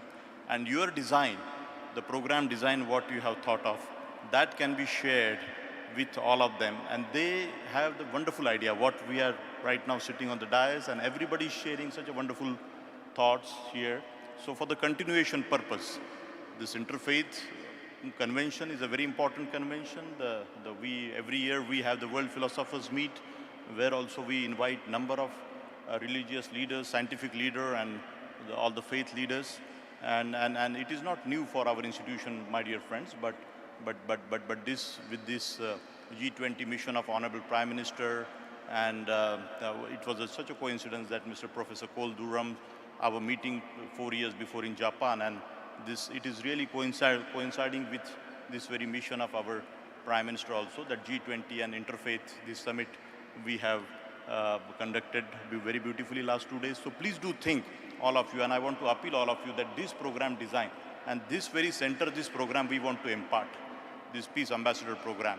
So please do participate, and there are many other students sitting, our own students of World Peace University and MIT ADT University, and our university system of our MIT group of institutions, how to promote, how to take it ahead. So please do think, Professor Pandey, so please do think seriously on this issue, and please take the benefit of the collective wisdom of all these young leaders. Thank you so much once again, and you all are great. Thank you, fantastic. Thank you so much. Thank you so much, sir. I understand there is paucity of time, yet I must say that National Education Policy 2022 rolled out, which made certain subjects compulsory, like science, spirituality, religion, culture.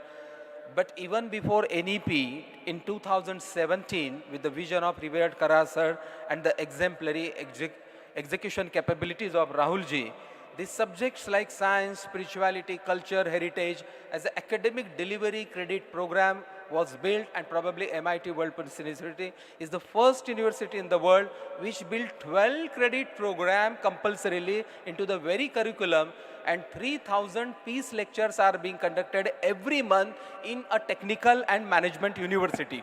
Please understand.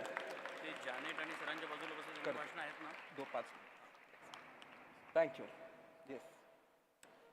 Yes. And so, just going ahead in the program, for his presidential speech, I would like to invite Jeff Nelson and Janet Nelson, Senior Fellows, International Center for Law and Religious Studies, for a very quick, address. Thank you.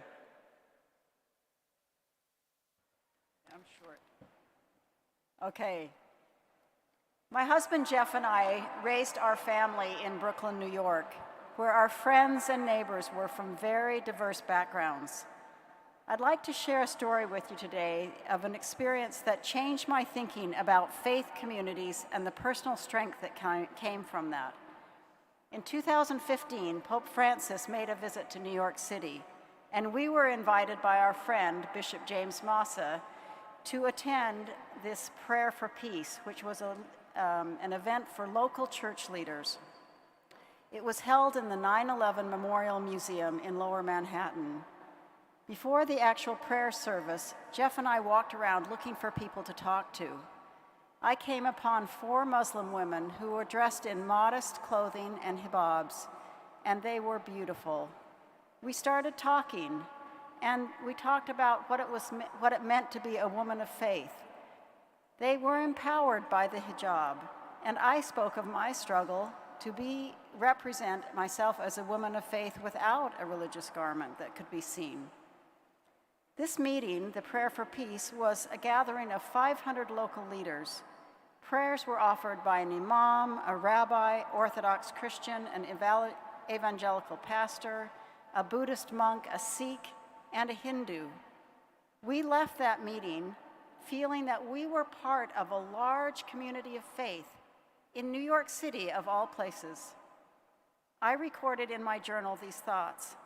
Today, I felt strongly that God is the Father of us all. He created us and gave us the agency to choose how we worship and to respect that in others. We are brothers and sisters of a common Heavenly Father.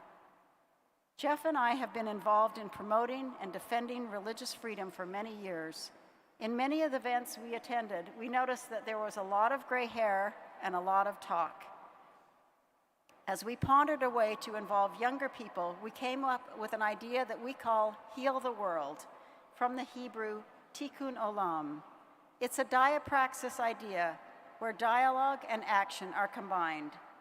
Heal the World are events that create opportunities for youth to feel a part of a larger faith community, learn about the importance of religious freedom, and build a greater understanding about and respect for each other's beliefs, which will end conflict and bring peace. Now I'm going to turn it over to Jeff to explain a little bit more. Go this way.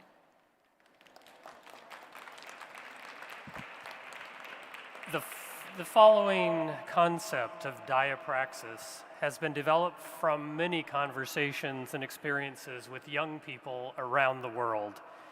It is called, as my wife indicated, Heal the World events. The concept is simple, and its implementation should also focus on simplicity. Each event consists of 2 parts. First, young people organize and carry out interfaith community service with participants from various diverse religious and belief traditions and worldviews, focusing on the needs of the community that are of interest to the youth. Second, on the same day as the interfaith community service, the young people will gather, maybe for 20 or 30 minutes, when 3 things would happen. 1, selected participants would provide information about their faith or belief tradition, which would lead to greater understanding. 2, selected participants would talk about the importance of freedom of religion or belief and human dignity for everyone, everywhere. And thirdly, the participants would briefly share their positive experiences of serving with others and present suggestions for future Heal the World events. And then such events are repeated often, maybe monthly, to fully achieve the objectives and allow more to be involved. What are those objectives? They relate to what Janet has shared.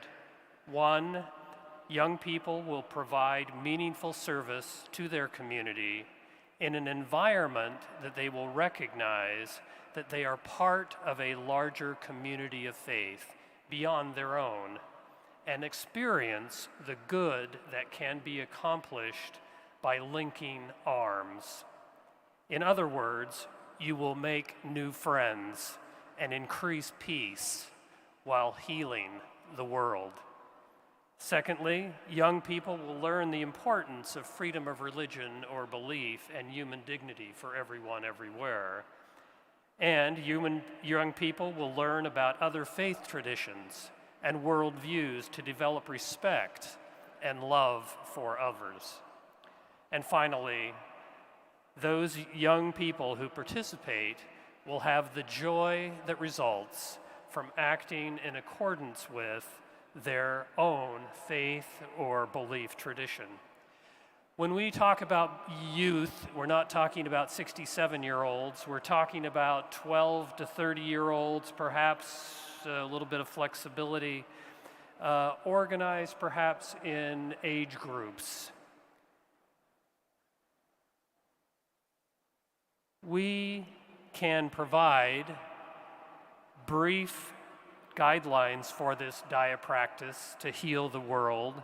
And we would invite each of you, if you are interested, and we hope you are, to write to healtheworld@g20interfaith.org. I'm going to repeat that because it's not appearing up on the screen. Heal the World, that's HEALTHEWORLD at G20interfaith.org. And with that invitation, we will send you more information on how you can become involved in implementing Heal the World and therefore make this world a better place and a more peaceful place. Thank you.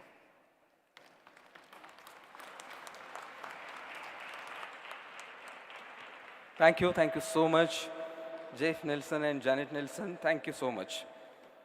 And now, ladies and gentlemen, we are eager to listen to the UNESCO chairholder, Professor Dr. Vishwanath D. Karad, sir, founder and chief patron, MIT Pune, and president of MIT World Peace University and the creator of this magnificent dome.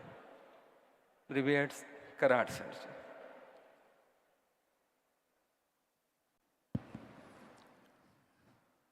My dear learned friends of this unique session under the banner of G20 Interfaith Summit on the very important topic of shaping the world peace and sustainable development through interfaith dialogue for creating harmony and peace to the mankind.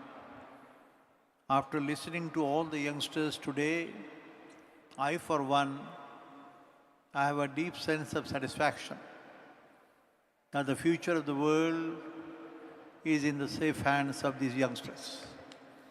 That's the most beautiful part of it. They are going to be the future leaders. They have understood the spirit for which this conference is being held. And in this unique dome, which is in the name of philosophers and Jnaneshwara, trying to understand the essence and philosophy behind science and spiritual component of life. And when it is being named as a spiritually oriented scientific laboratory for the world community, not for India alone or not for Vishwanath Karad and his team, that is the feeling which I just could sense.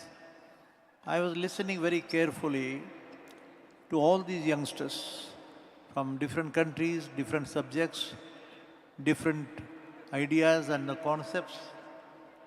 But I feel nothing more I can add. But let's keep us having some communication and the dialogue. The various questions were discussed.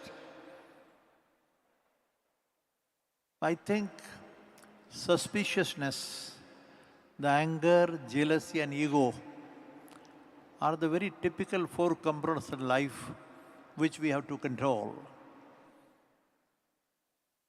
To realize the self, realize and understand the spirit behind, understand the purpose behind, and the purpose of our own life too. I think this small gathering here in this World Peace Dome will show the pathway of harmony and peace to mankind. That is my feeling, and that's my hope. I sincerely feel and appeal to you once again, friends, that if we have a very transparent and wonderful pattern of thinking in MIT World Peace University, we have been always saying to help the students to develop the winning personality. What is this winning personality of our future ambassadors?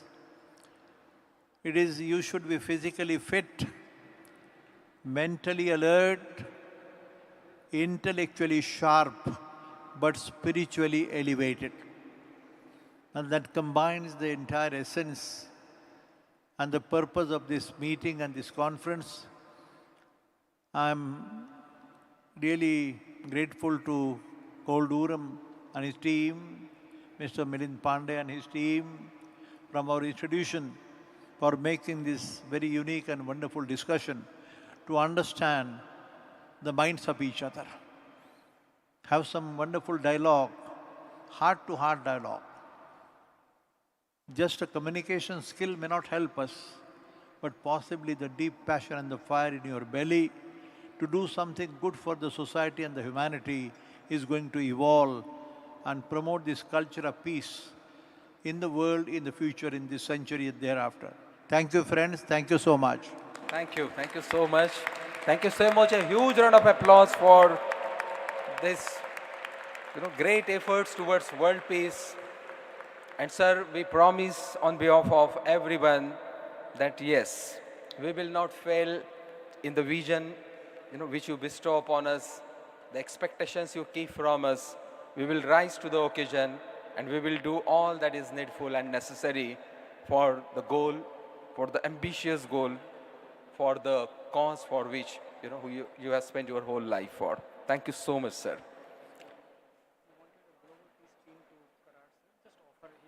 Okay, so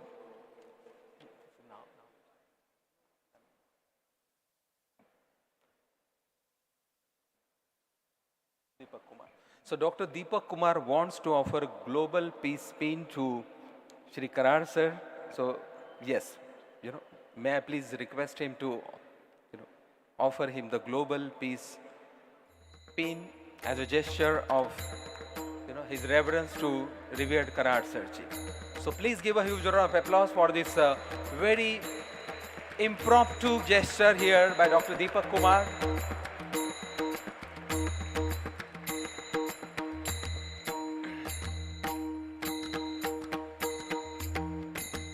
Thank you so much. Thank you so much. A huge round of applause once again. Thank you so much.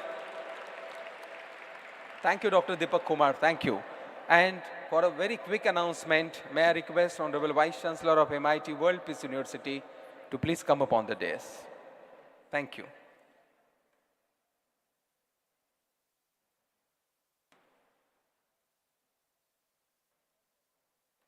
Good afternoon and namaskar. You are aware by this time through the deliberations that the governance in the country and the peace, it has a direct relationship. Countries who have better governance, they have prospered.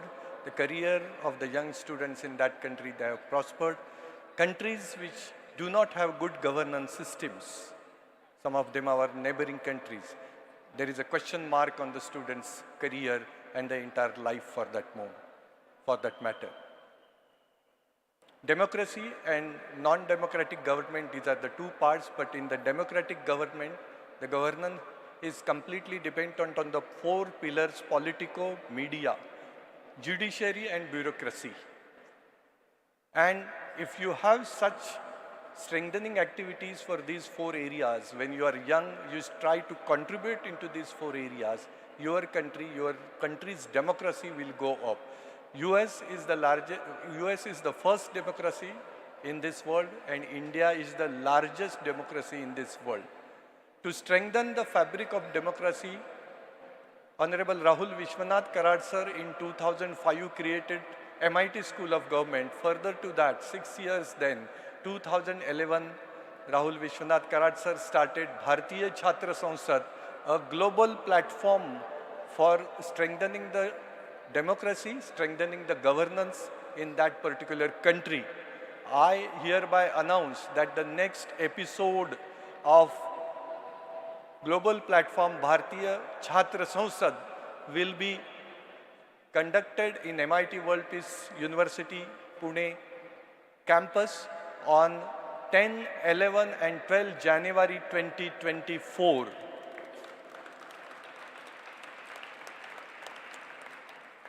And here is an appeal, earnest appeal to all of you, those who are students of different universities, to register yourself not only for participating into that particular Bharatiya Chhatra Sansad episode 2024, but nominate yourself as a volunteer.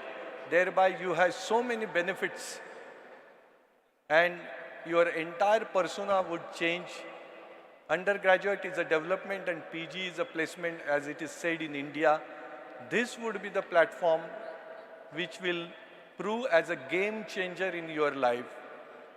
So don't look back, come forward, and we want 3,000 plus volunteers into this, and I'm sure that we'll get nominations of 30,000. Once again, we congratulate Dr. Rahul Vishwanath Karad sir for such a conduction of Bharatiya Chhatra Sansad from 2011 till 2024. And let's put our hands together for Bharatiya Chhatra Sansad. Depending on applause, I'll see how many of you will come forward for being volunteers. More the applause, more the volunteers. Thank you so much. Thank you very much, Honorable Vice Chancellor, Dr. R.M. Chitnis, sir. Thank you very much. The applause was great, and so we are so thankful for that. And now I request that we will have a group photograph there. So I request all the dais, please carry on the book, the Spec Vivekananda with you as well. There are books shared with all the delegates there, all the students there. They should also keep the book, the Spec Vivekananda, and they should hold it high during the photograph. I request all the dignitaries on the dais, all the students here, to please come below the dais for a group photograph, and the felicitation followed after that. So please maintain the decency, the decorum. Please don't do any movements. All the students, please rise in your seats when there is a photograph. And I request all the dignitaries to kindly walk down the dais. Thank you.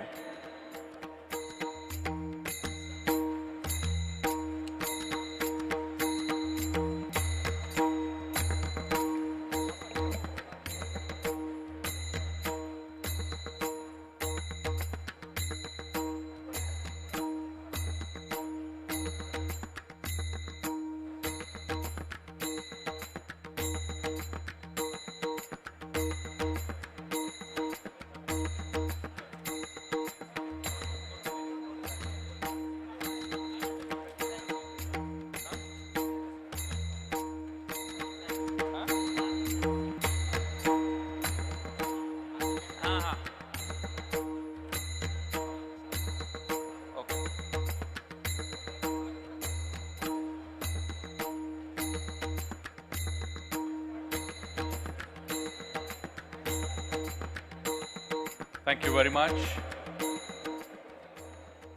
Now we are ready for the group photograph before the last, which is valedictory session of G20 Interfaith Summit.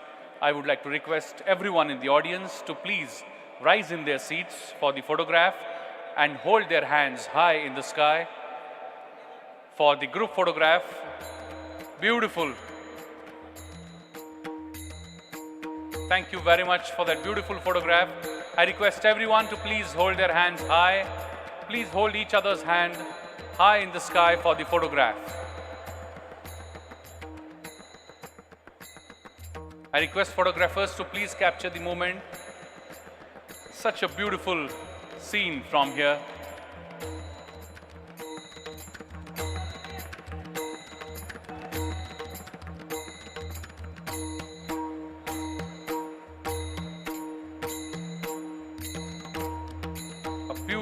Beautiful photograph where all the students and all the dignitaries are present in this important pre-valedictory session of G20 Interfaith Summit 2023, Shaping World. I request everyone, please Please, we are still capturing the photograph. It's not done. Yes.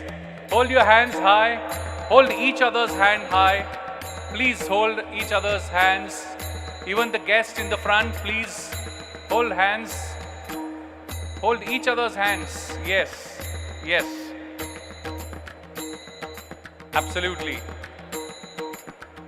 Thank you very much for that photograph. Thank you so much, students. It's amazing energy I can see in the students and beautiful smiles on their faces.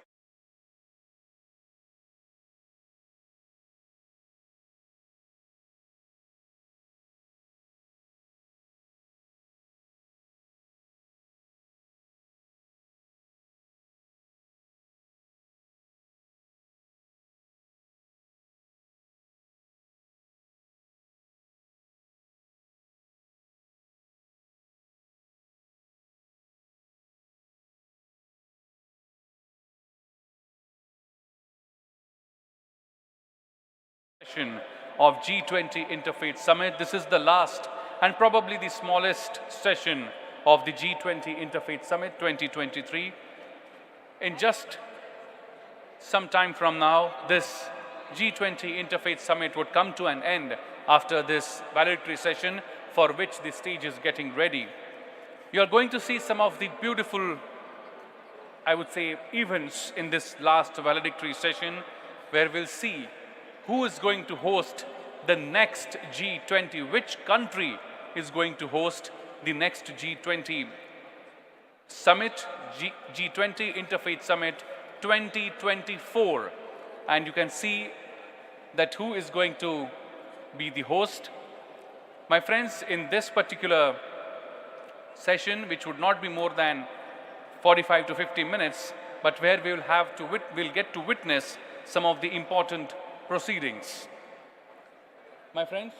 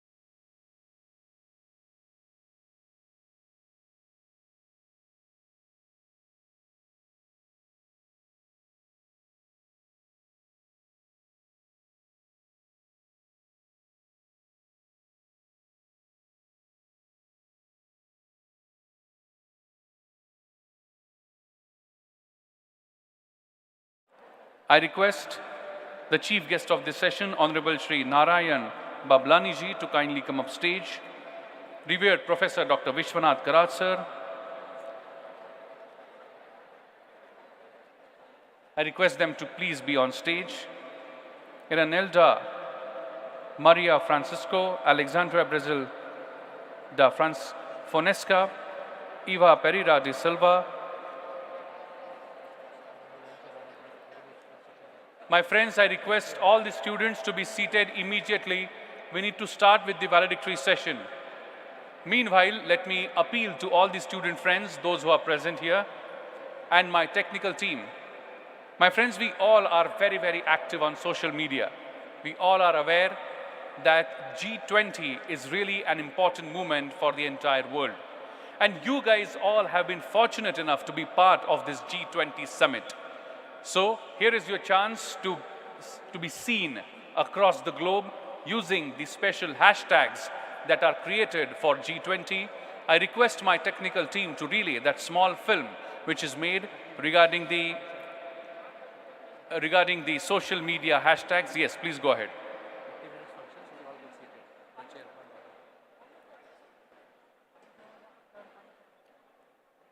So this is the way. Greetings everyone. Help us spread the message of G20 Interfaith Summit across the globe. Follow these steps to post on your Twitter or X handles. Make sure you share your experiences and your best views.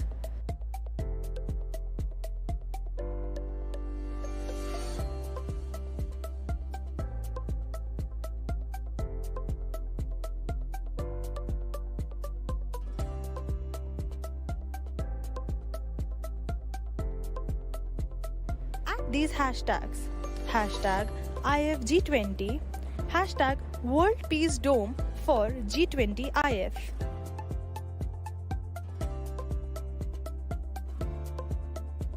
Don't forget to mention World Peace Dome, that is at dome_world. G20 Interfaith Summit 2023. It is a very, very small session. I request every one of you to please be patient and please be seated. I request each one of you to rise in your seats for National Anthem. I request everyone in the audience as well as on the stage to please rise in their seats for Indian National Anthem. Can we have the National Anthem, please? Jana Gana मन अधिनायक जय हे भारत भाग्य विधाता पंजाब सिंध गुजरात मराठा द्राविड उत्कल गंगा विंध्य हिमाचल यमुना गंगा उच्चल जलधि तरंगा तव शुभ नामे जागे तव शुभ आशीष मांगे गाहे तव जय गाथा जन गण मंगलदायक जय हे भारत भाग्य विधाता जय हे जय हे जय हे जय जय जय जय हे. Thank you. I request everyone to please keep standing as we will continue and we will have the World Peace Prayer. It is a prayer that does not talk about any caste, creed or religion or any section of society. So I request you to please fold your hands, please close your eyes, bring the image of your mother, father, your deity in front of your eyes, and please wholeheartedly participate in World Peace Prayer.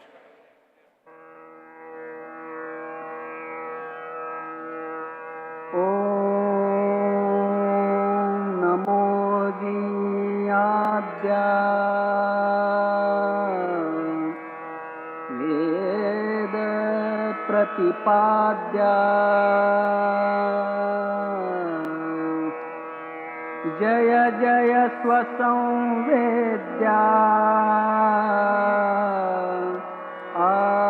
आत्मरूपा देवातूति गणेषु सकलार्थमति प्रकाशु म्हणे निवृत्तिदासू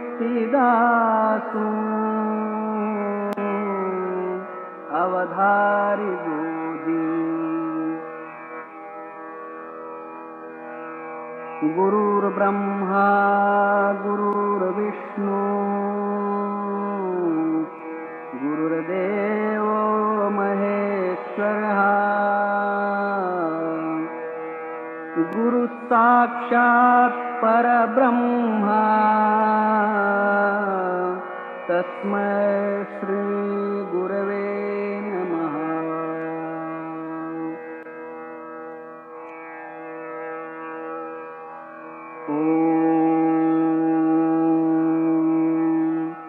पूर्णमदः पूर्णमिदं पूर्णात् पूर्णमुदच्यते पूर्णस्य पूर्णमादाय पूर्णमेवावशिष्यते। ॐ शान्ति शान्ति शान्तिः। Thank you very much. I request everyone to be seated, please. And as we proceed in this valedictory session of G20 Interfaith Summit, I request my technical team to kindly relay a small video which will give us a review of entire G20 Interfaith Forum.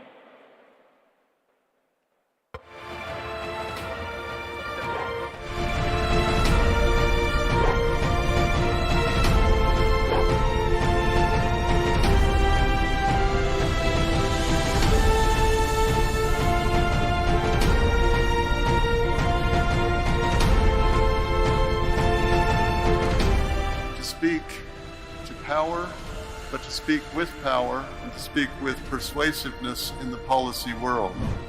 Dr. Karad created something that is a living laboratory for the interfaith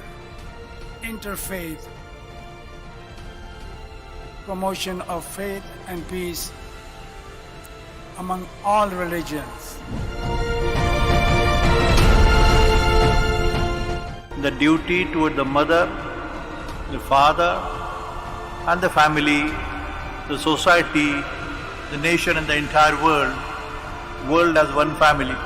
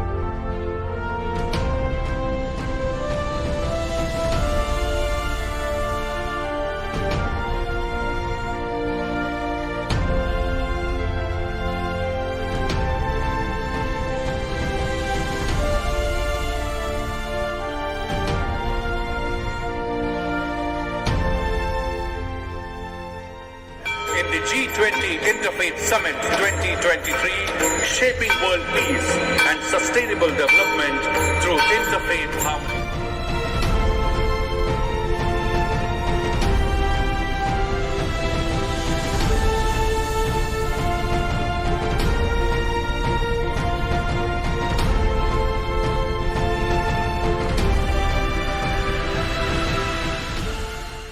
Representing the way that India on so many fronts has raised the bar in terms of what a host country for the G20 can do.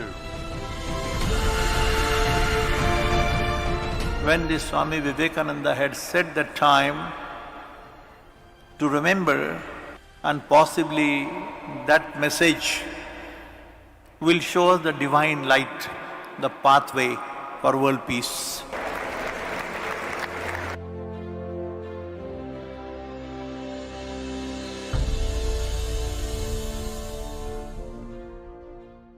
That beautiful visual. Let's give a big round of applause, my friends, to entire organization of G20 Interfaith Summit 2023. Thank you very much. And before we begin with this valedictory session, I would like to request Sri Rahul V. Karat to kindly felicitate and welcome the dignitaries on the dais. First and foremost, I would like to request him to kindly felicitate and welcome the Vice President of Interfaith Alliance for Safer Communities, Hamad Al-Hamidi. A big round of applause, my friends. A beautiful international delegation is present here today with us.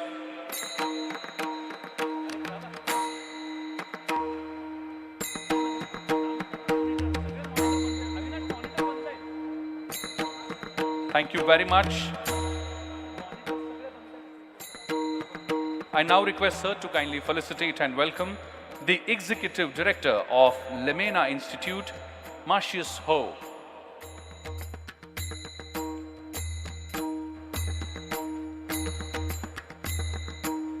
A big round of applause, my friends, for the Executive Director of Lemena Institute, Marcius Ho. I would now like to request Sir to kindly felicitate and welcome the Chair and the Representative of Indonesia to ASEAN Intergovernmental Commission on Human Rights, Her Excellency Yuyun Wainigram.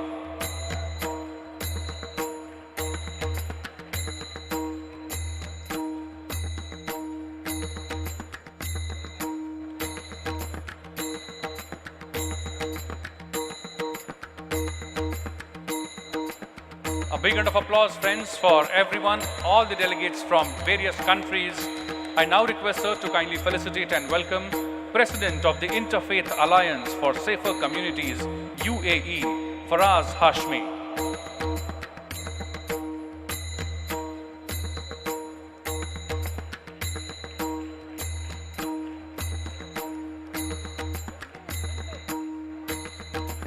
I request my Mike's team to please start the monitors on stage.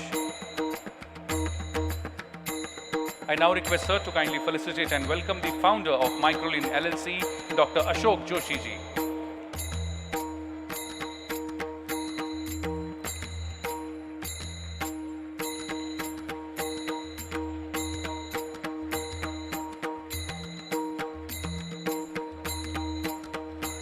A big round of applause, friends, for Dr. Ashok Joshi ji. I now request Sir to kindly felicitate and welcome the Chair for 2024 G20. My friends, Dr. Ashok Joshi ji, let's give him a big round of applause. He was the person who's instrumental in bringing G20 conference to MIT World Peace University and World Peace Dome. Let's give him a big round of applause. I would now like to request Sir to kindly felicitate and welcome the Chair for 2024 G20 Interfaith Forum Local Organizing Committee, Rodrigo Vitoriano Suez Alves.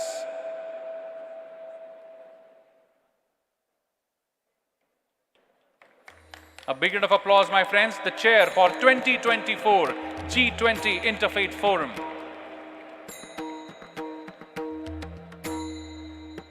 Next, I would like to invite General Coordinator for the Promotion of Religious Freedom, National Secretariat, for the Promotion of Defense and Human Rights, Ministry of Human Rights and Citizenship, Irinelda Maria Francis.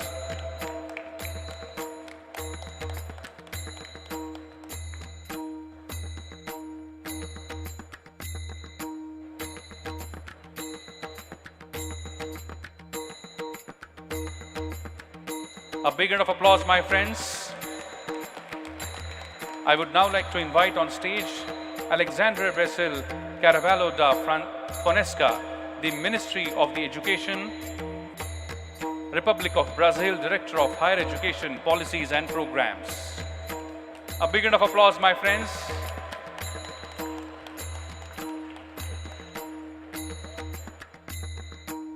I would now like to invite on stage Ivo Pereira da Silva, Analyst for Social Policies, General Coordination for the Promotion of Religious Freedom, General Directorate of the Promotion of Human Rights.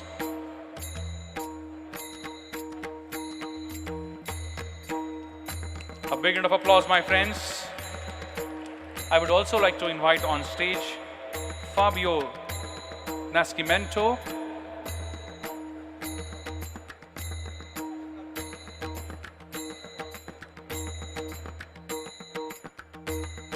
a big round of applause, my friends, for the person who has been helping the communication by translating our words. A big round of applause for him. Thank you very much. And last but not the least, I would like to request Sir to kindly felicitate the chief guest of this session, Honorable Shri Narayan Bablani ji, Vice President of Vishwa Hindu Parishad, writer of social worker, founder president of Sindhi Heritage Foundation.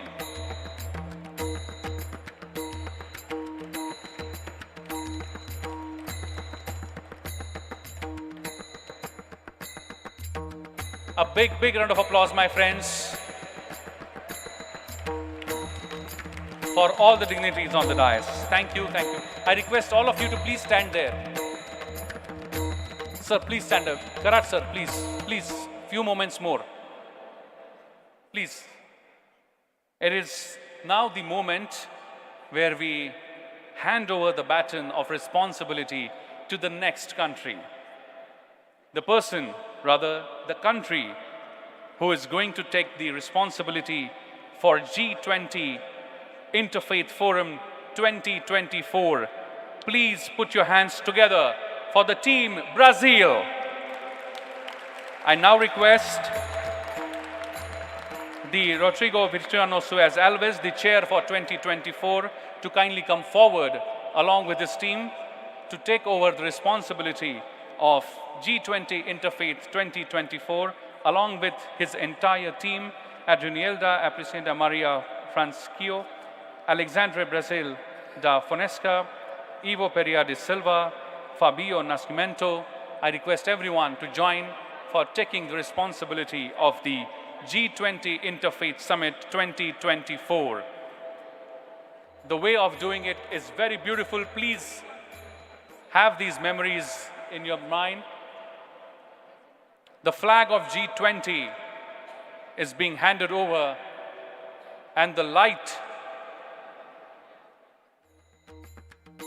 would be given from one side to the other, and along with the statue of the messenger of peace, Mahatma Gandhi ji.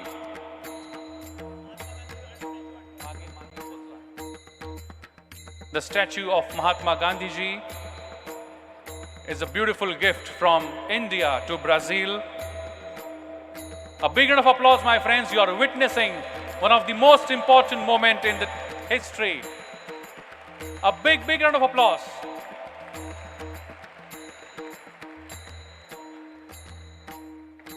And now, very important symbol of light, the wisdom being handed over from India to Brazil, the light that symbolizes wisdom. And let us hope that our collective wisdom helps to bring the peace and achieve the motives of G20 Interfaith Forum. Once again, a big round of applause for this picture-perfect moment.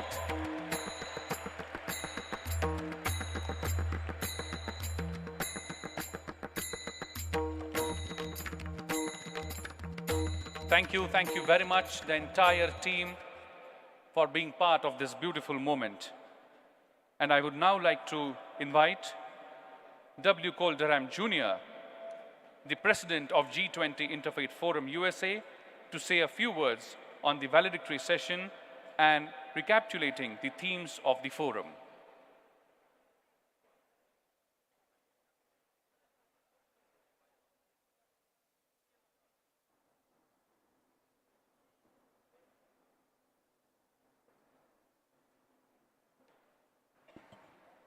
Well, this is a great moment. Obviously, the handover from India to Brazil, the G20, happens a little later, formally on December 1st. But this is the culminating event this year for the G20 Interfaith Forum, and we're delighted to have our friends from Brazil who have been able to come and enjoy the event here, to learn from it, to make friends here, and also to be able to accept the handover. I thought the idea of handing a statue of Gandhi, that great symbol, world figure that all of us have so much respect for, that was a great touch. So my understanding is that our Brazilian colleagues, on the one hand, they have to some of them have to catch vans to the airport, but I think the plan is to let them say a few words. I'm looking at the MC over there, because I'm a little confused as to how this is exactly supposed to happen, but what do you think I should do? We're sort of waiting to give the Brazilians the opportunity to just respond briefly. Sure. And I'm a little unclear because they told me that they were going to put some things on screen. I don't know if that's happening. Okay. Sure. So I will turn it back to you. Okay. Yeah. So I would like to appeal to my technical team. I'm sure you would be having the visuals given by a Brazilian team to you. If you can please show those visuals on screen, please.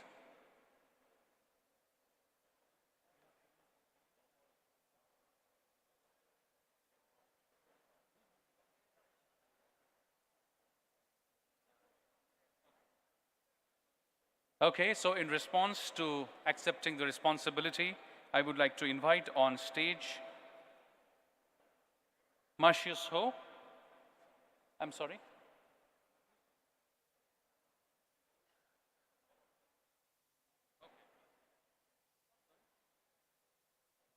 Can you please stop? Can you please stop the visuals? Please come back to the start point.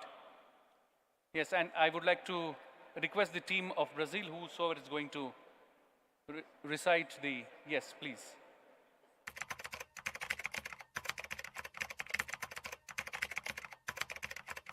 Yeah, so this is the total, Sure. This is my speech later at the end. Okay. So not this one. Not this speech, please. Not this speech. So who's going to say in response? It's going to be on the text.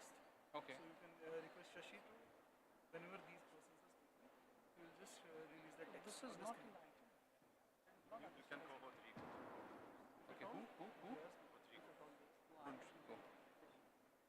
Rodrigo.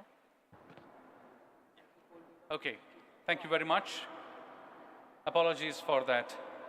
But I would now like to request in response to say a few words by the chair of 2024 G20 Interfaith Forum Local Organizing Committee, Rodrigo Viciano Suez Alves, to say a few words in response. Please put your hands together for the chair of 2024 G20 Interfaith Forum.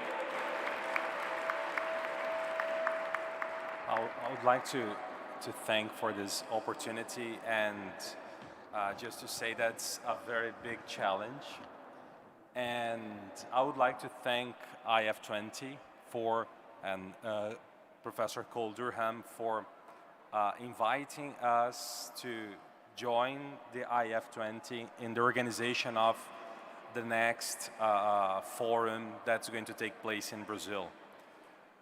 So we learned a lot from this forum, and I'm sure that we'll work hard to have a similar event in Brazil. And I would especially like to thank the Brazilian government, here represented by Irenilda, Mangilda, Alexandre Brasil, Ivo, Pereira, who are supporters of this initiative and who are willing to embrace this cause with us. So thank you very much. And I know that they are going to say a few words as well. Yeah.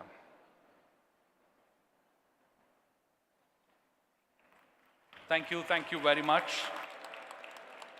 Next, I would like to invite on stage, on behalf of the Ministry of Education, the Republic of Brazil, Alexandre Brasil da Fonesca.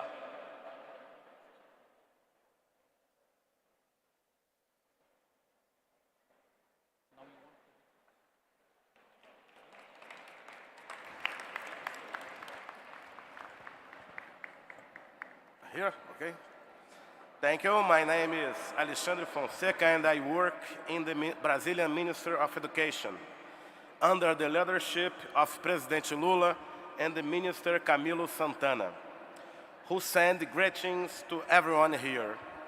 The importance of religions, respected in their pluralities and freedom of belief, is something central to the lives of the nations that make up the G20. Like the sap of a tree, religions feed the social fabric of our countries and, for the most part, have offered ethical values and have contributed to facing the challenges that arise today. Everyone is our guest to come to Brazil in 2024. Everyone will be very well received as we were here in India. Thank you very much for us. Our President Lula has welcomed this moment when developing countries, Indonesia, India, Brazil, and South Africa, have assumed the presidency of the G20 as an ideal time to rethink global governance. It is a very particular moment for issues such as social inclusion and coping with hunger and inequalities to occupy a central place in our discussion and actions. Another concern we bring from our great Amazonian country is the environmental issue and climate change. It is essential that we discuss a development model that is environmentally, socially, and economically sustainable. Finally, I am grateful for the discussions we had here, particularly those that involved the theme of education and that fortunately were very present at this meeting.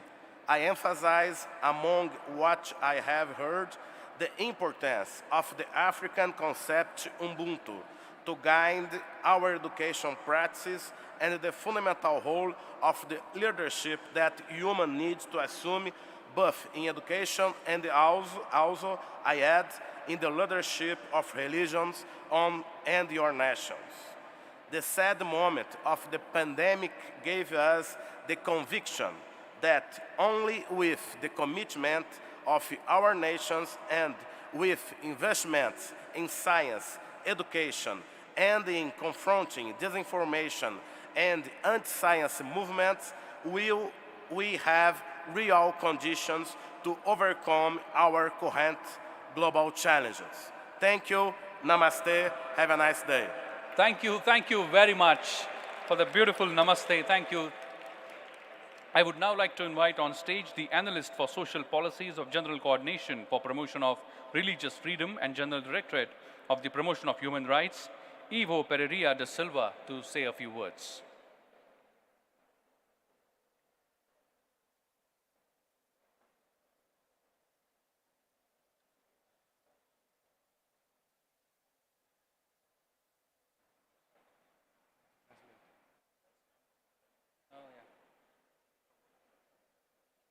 Technical team, I would like to request if you can please increase the size so that everybody can read his speech. Boa tarde a todos e a todas. Eu gostaria de expressar a minha gratidão ao Dr. Coley Dohan pelo honroso convite que fez ao Ministério dos Direitos Humanos, em especial à Coordenação Geral de Promoção da Liberdade Religiosa. Agradeço também a todos os coordenadores e organizadores desse importante evento. Em nome do presidente Lula e do ministro Silvio Almeida, cumprimento e saúdo a todos os presentes. E pela recepção calorosa, agradeço também ao Dr. Vishal Awanat Karad. Hoje, no Brasil, é feriado nacional. Comemora-se a independência do nosso país. A independência gerou a liberdade formal do Brasil, possibilitando a construção de um Estado autônomo e próspero. Após a independência, o Brasil se tornou o maior país da América do Sul, em população, extensão territorial, força política e econômica. Em 1947, liderados por Mahatma Gandhi, o povo indiano alcançou a sua independência. A independência da Índia também contribuiu para o seu desenvolvimento e prosperidade. Portanto, a liberdade tem o potencial de liberar energias e promover o desenvolvimento, o progresso e a prosperidade para todos. Da mesma forma, a liberdade religiosa para todos e em todos os lugares tem o potencial de promover e extrair o melhor das comunidades religiosas. Acreditamos que a harmonia interreligiosa tem potencial para contribuir para a paz mundial e para o desenvolvimento sustentável. Lembrando sempre que o fundamento dessa harmonia é a plena liberdade religiosa. É com alegria que pegamos o bastão da Índia nesta corrida que tem como prêmio o bem comum, a promoção da paz e do respeito a todas as manifestações culturais e religiosas do nosso planeta. Esperamos reencontrá-los no Brasil em 2024. Até breve. Obrigado pela atenção. Namastê. Thank you very much, Ivo. Thank you very much for that address. My friends, it is now formally confirmed that next year we'll be able to meet in G20 Interfaith Summit in Brazil. Thank you very much. Let's give them a big round of applause, my friends, and wish them all the very best.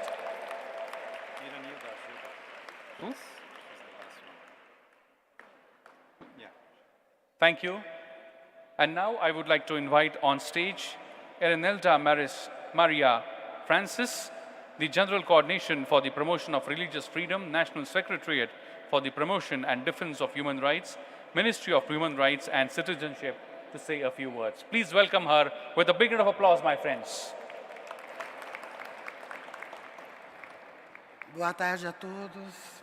Primeiramente, gostaria de agradecer e tomar a bênção aos meus ancestrais, pois se não fosse eles, eu não estaria aqui, neste momento tão grandioso e tão importante para o planeta.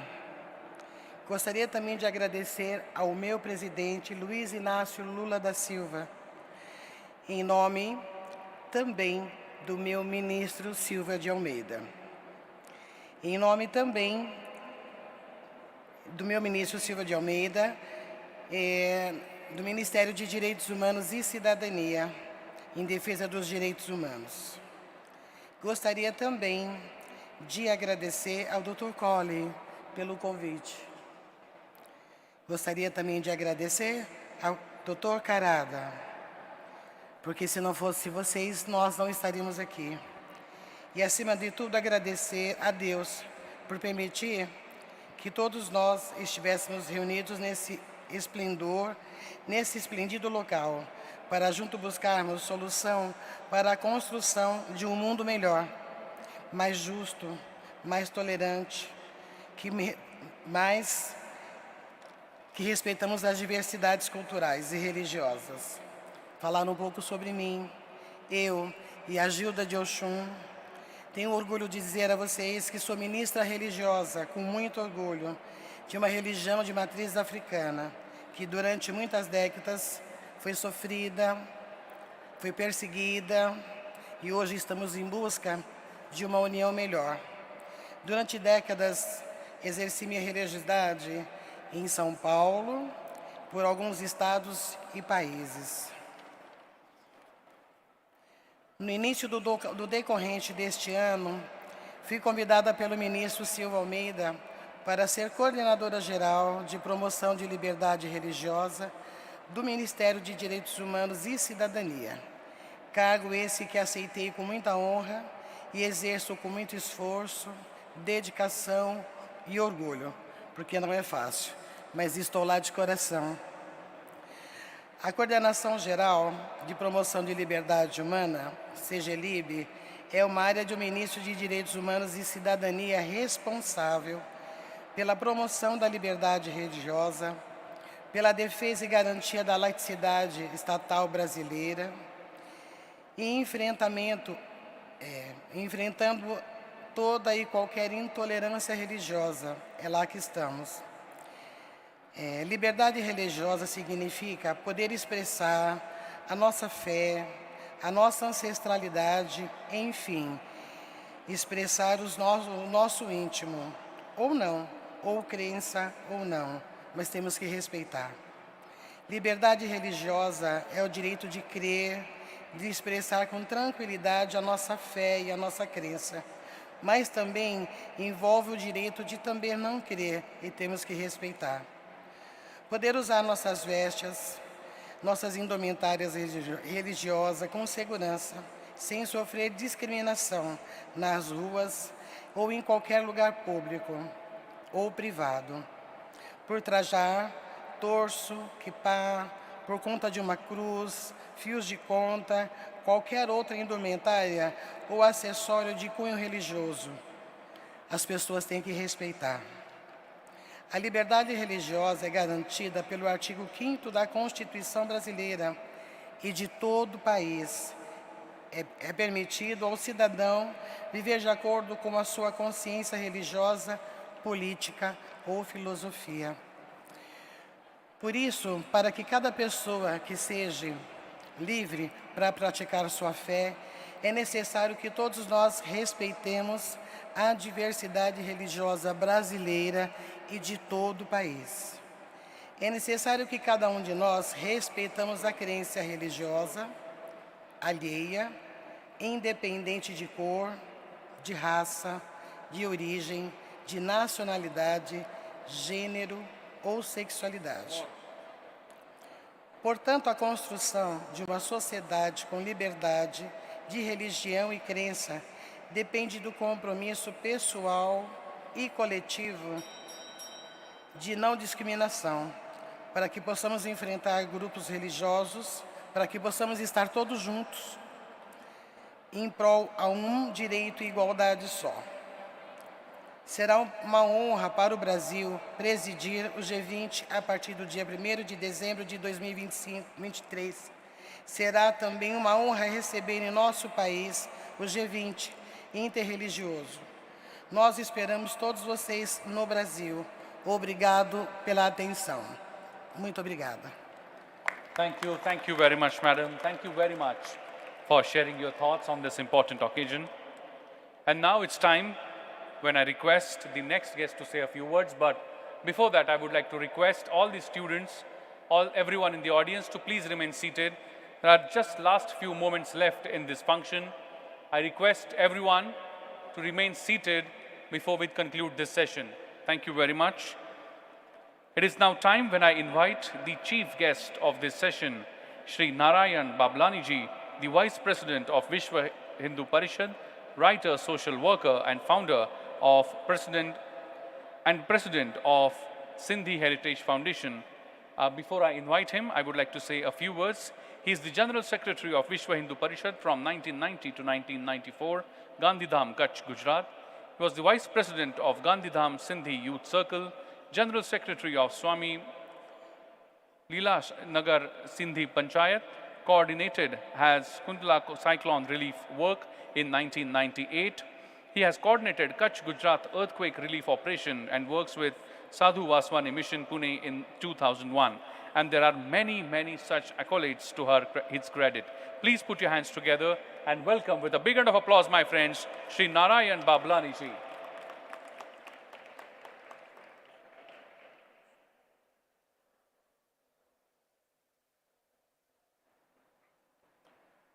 Respected dignitaries on the dais, and my dear brothers and sisters from all over India, all over world. Namaste and Sharan Sparsh to each and everyone, our guest. Atithi Devo Bhava. It is in our Sanatan Dharma, we say our Atithi is equivalent to God. So, from all over world, you come to attend this G20 Interfaith Sammelan. So you are our Devta. So I once again give you my namaste and regards and thank you for you came here. Dear brothers and sisters, in our Sanatan Dharma, we always believe Vasudev Kutumbakam means one earth, one world, one community. Bharat, Hindustan, has different name of subcontinental, but our Bharat Varsh is world oldest civilization, which is famous in the name of Indus Valley civilization. Just when I entered in this hall, I seen one picture, right side, Ved Vyas and Ganesh ji is writing Mahabharat. You know, this Mahabharat is written in the bank of Indus River, which is called Sindhu. From Sindhu, Indus, the name came of Bharat to India. The Mohenjo-daro civilization is 5,000 years old. Our Sanskriti, presently we have found its some civilization, Sindhu Sanskriti, which is 5,000 years old Sanskriti civilization. Part of roots found in Kutch, Dholavira, and some parts of Haryana also. How many amongst you have been mother and have seen mothers and fathers' birthplace? Can you raise the hands? Have you seen mother and father's birthplace? You are lucky among some persons who have seen their mother's and father's birthplace, but I am one of the unlucky person of more than 10 million people who have not seen their roots, because my fathers and my forefathers came to Bharat from undivided India to divided India. So I request to UNESCO, at least they can pass the resolution that each and everyone has rights to see and visit his roots and culture. Then we are able to save our culture and roots till end. Bharat is birthplace for Hinduism, Buddhism, Jainism, Sikhism. Our Bharat given shelter to religious like Parsis, who today one of the biggest industrialists of Bharat. We have more than 15 million Muslim population in India.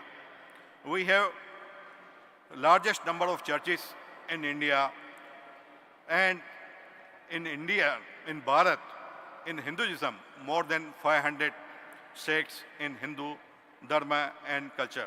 Anekta mein ekta, and religious freedom to all, that is called our country Bharat. In the world, we are saying that UNESCO has 936 World Heritage Sites. Out of that, 735 is cultural site, 183 is natural site, and 28 mixed properties.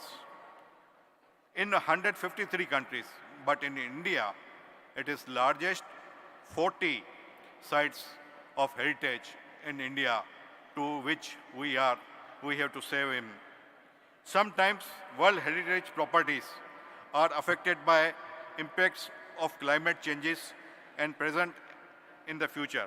Their continued preservation required understanding these impacts of their outstanding universal value and responsible to them effectively. World Heritage properties serve as the climate changes observation and gather and share information on applied and tested monitoring, migration and adoption practice. The global network of World Heritage also help raise awareness on the impact of climate changes on human societies and cultural diversity, biodiversity and ecosystem services, and the world natural and cultural heritage. According to United Nations World Tourism Organization, world's total 40% tourism is depend upon culture and historical tours and visits. In India or in Bharat, 60% of total tourism in nowadays Tirth Yatra tourism for places like Shri Tirupati Balaji, Shirdi, Mahakal, and other. Soon, oldest destination with renowned temple of Shri Ramji in Ayodhya also coming soon. We are saving our culture and roots by digitalization of music, our books and manuscripts. In Bharat, if you visit cities like Haridwar, Badrinath, Kedarnath, Varanasi, etc., which is called Tirth Sthan, holy places of our pandas are saving our culture and our roots information in their pothis, to which we are calling our Vanshavali and other things. This is the rarest of rarest culture and preservation of culture roots too. I here mention one Sindhi song, which is Lal Minji Pat Rakhje Bala Jule Lalana. This song, till today, this song is of 12th century from Bule Shah, sung by more than 200 singers in Bharat subcontinental, listened by more than 30 million times on YouTube, and in 1994, it is sold 8 million audio tapes. So it means we can preserve our music, culture, and our roots by e-musics too. Today in the gathering, I request, still we person like me unable to visit our roots. In conclusion, I just want to say that as our logo of Vishwa Hindu Parishad say, Dharmo Rakshati Rakshata, same thing applied to protection of culture and heritage. We each and everyone has to its moral duty to preserve our culture and heritage. Thanks, Dhanavad, to all organizers to inviting me and giving me chance to be with you. With one small prayer, I conclude my words and give Vishram to my Vani. हे भगवान, हम सबको सद्बुद्धि दो शक्ति दो, निरोगता दो, अपना अपना कर्तव्य पालन करें, सदा सुखी रहें. Hey God, give us wisdom, good power, good health, so we work hard, finish our task on earth, and happy always. Om Shanti, Shanti, Shanti. Thank you very much, Honorable Shri Narayan Babalani ji, and such beautiful use of words. I would say the way he has said, Dharmo Rakshati Rakshitaha, I would say in this context, Shanti Rakshati Rakshitaha, the one who will protect peace, peace will protect him. Thank you very much for that. And now it's time, as we move towards the conclusion of this valedictory session, I would like to request Dr. Ashok Joshi ji to say a few words.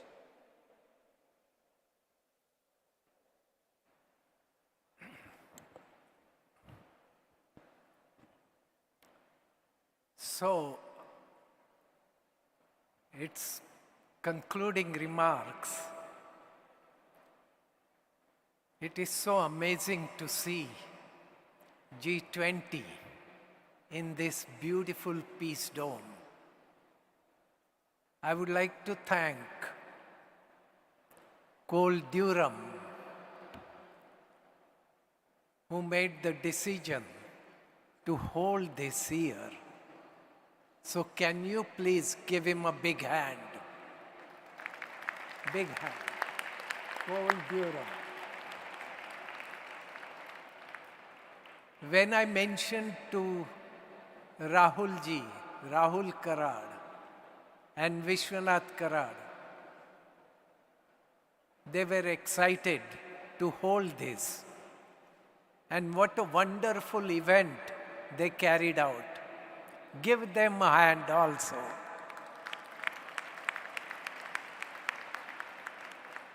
Now all those students back there, young people,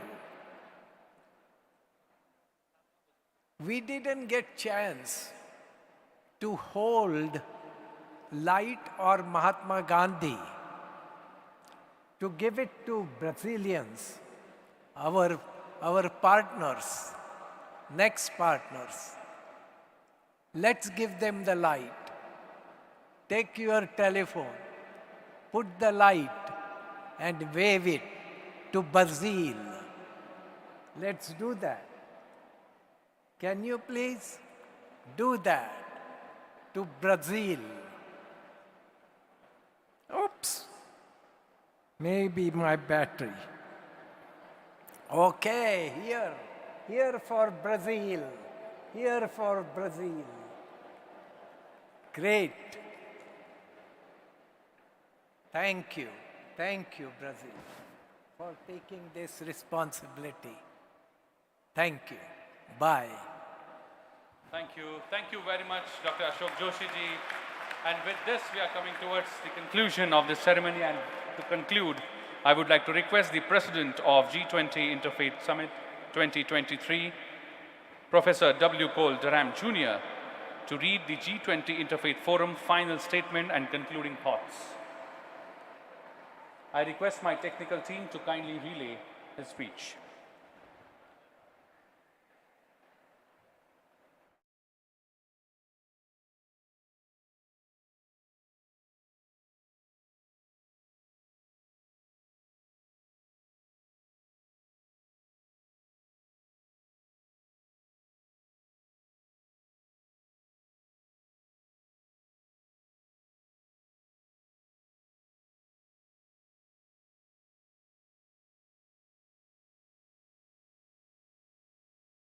Getting a little bit ahead of me.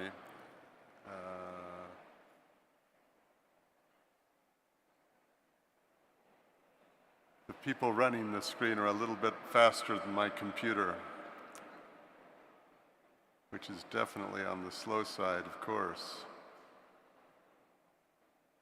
There we go. Okay. So let me say it's a real privilege for me to be here, to see the light and the flag and Gandhi being passed as the spirit of India passes to Brazil.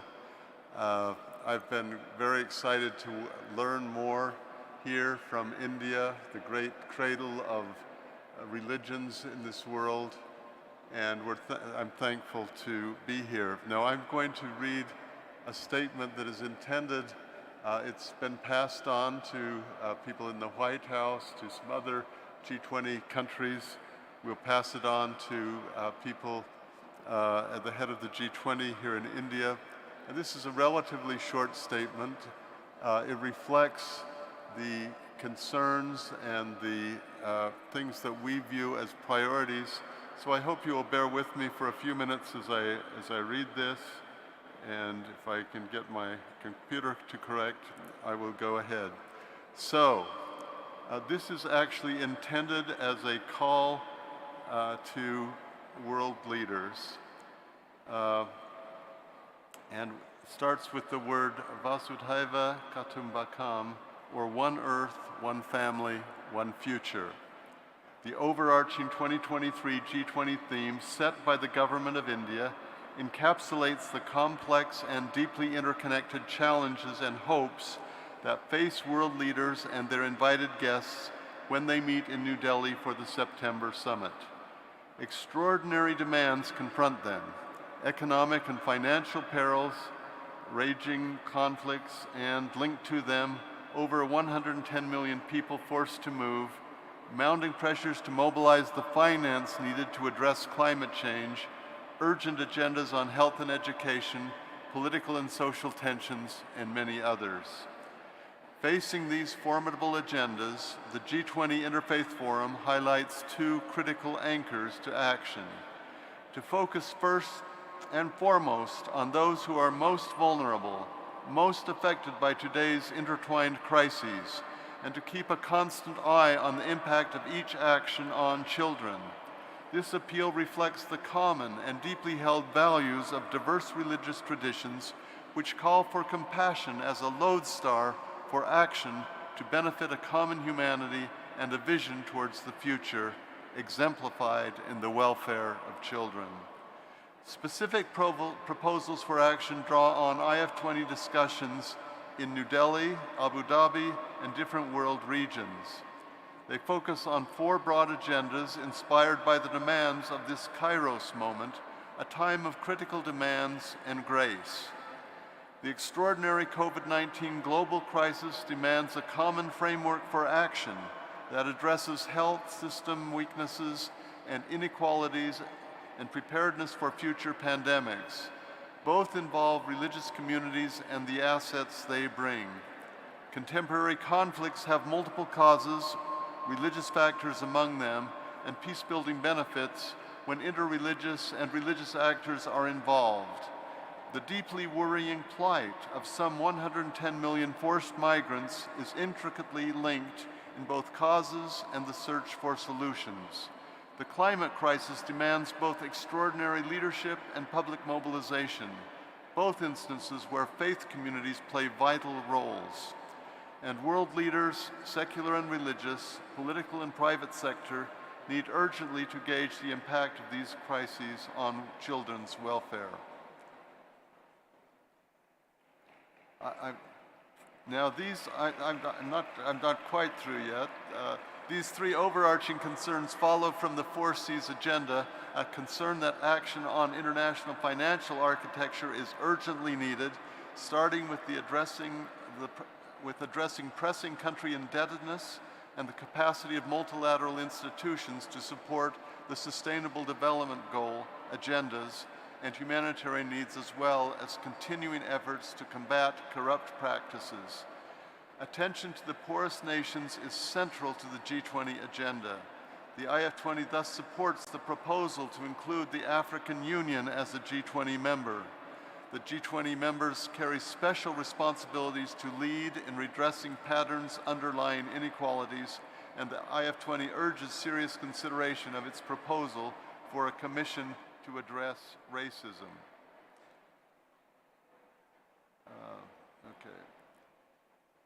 Paths to action. The G20 Interfaith Forum has focused in 2023 on specific areas for action that follow from the broad agenda inspired by the 4Cs. More detailed policy briefs supporting many of these points are available, and I won't read the website, but there's much work that's been done and is available there.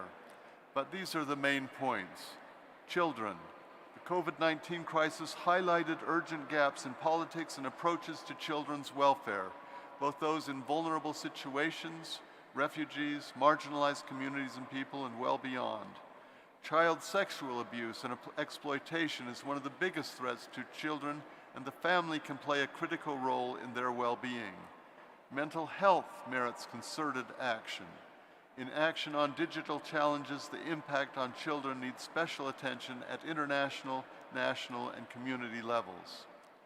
With respect to climate, with climate and environmental issues pressing forcefully on global agendas, G20 leaders need to take specific and bold action to address bottlenecks to action and galvanize tangible progress. Priority areas within the G20 mandate are climate finance and energy transitions. G20 leadership can and should also offer inspiration and practical guidance on the innovative cross-sector engagement that can galvanize faster action.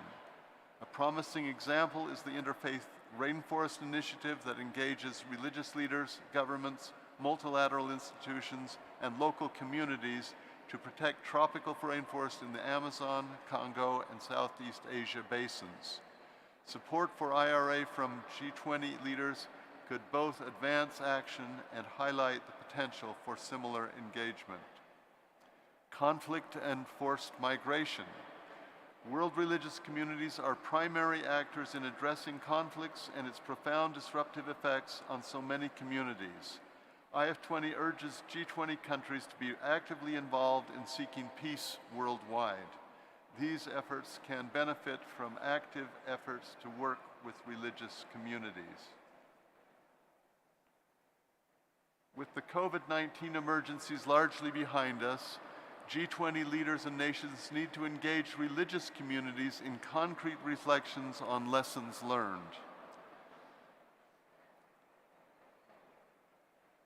Focusing on health systems with a view towards filling gaps and greater equity is a high priority. With near certainty of future pandemics, engaging religious communities in work for preparedness is an urgent matter. Massive disruption of formal education for the COVID-19 emergencies demands urgent measures that go beyond a, quote, return to normal. G20 leaders can press nations to take the opportunities to address growing educational disparities among communities and gaps in civic education that weaken society and accentuate polarization.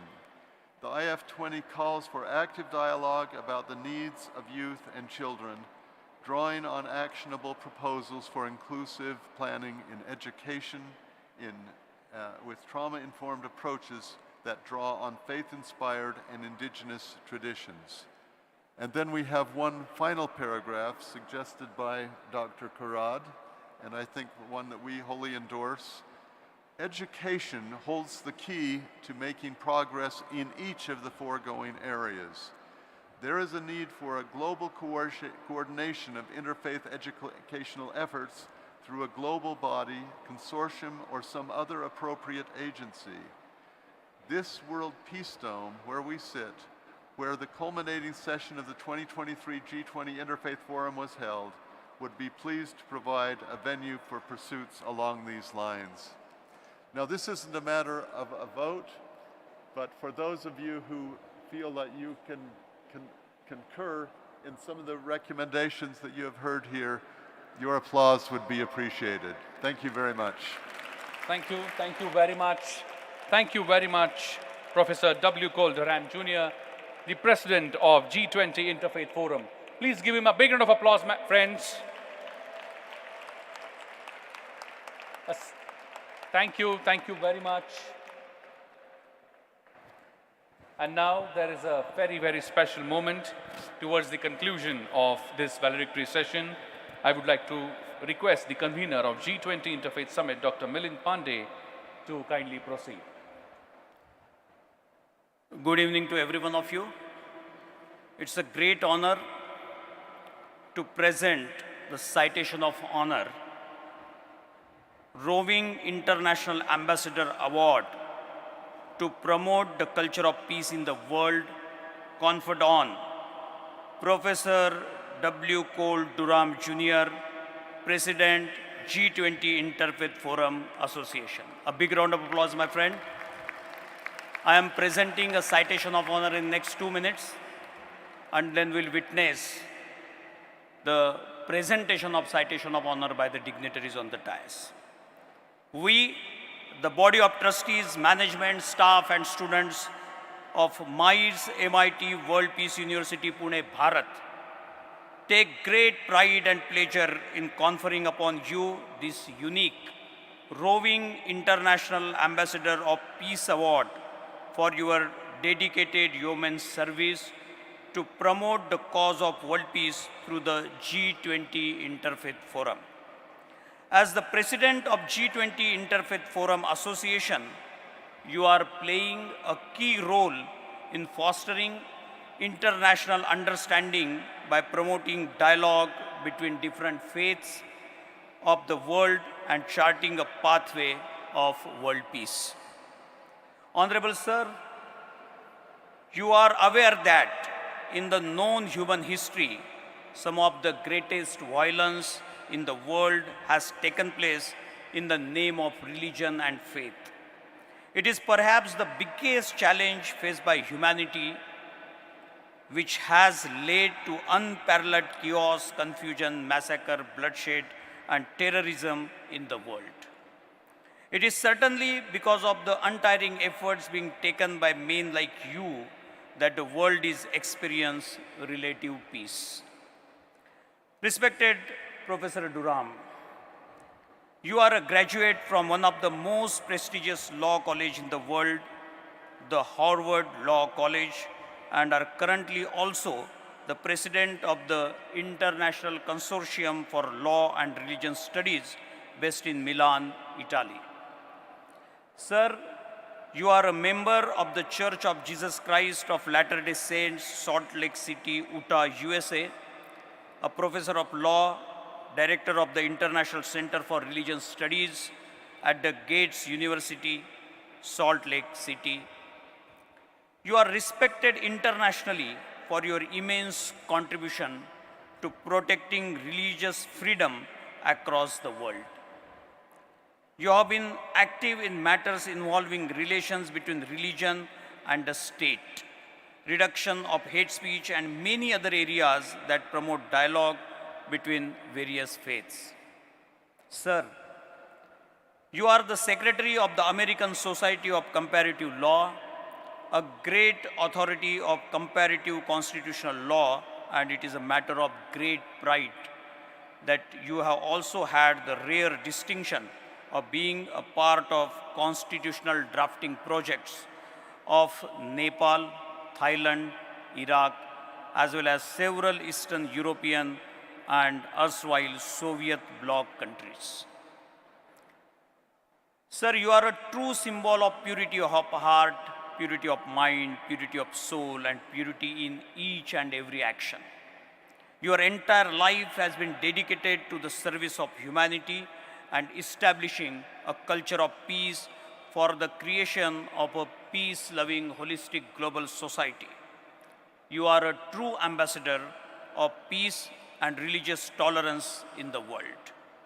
You have taken a great efforts to organize the ongoing G20 Interfaith Forum Conference in the World Peace Dome, Pune, and the participating delegates and attendees will certainly remember it for a long time.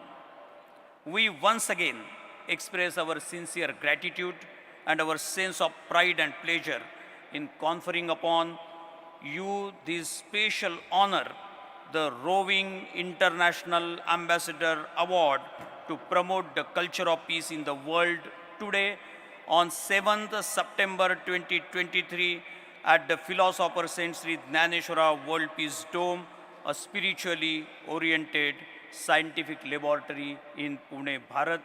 Sincerely, Rahul Vishwanath Karad, Executive President, and Professor Dr. Vishwanath D. Karad, Founder President, MIRS MIT World Peace University, Pune, Bharat.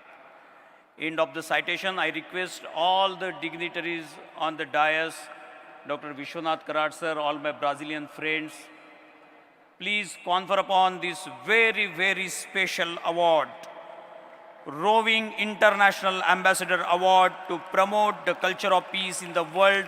My friends, a big round of applause for a very, very unique award on the background of the G20 Interfaith Summit. A very rare event. I request you, please stand up and give a big round of applause, a standing ovation for this.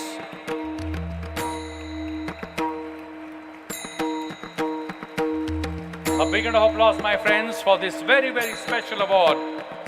Rowing International Ambassador Award. A big round of applause to Professor W. Cole Durham Jr., the President of G20 Interfaith Summit.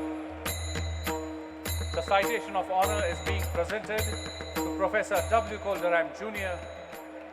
And of course, today being a very, very special day, is being presented a beautiful statue of Lord Krishna. Such a beautiful statue, my friends. A big round of applause.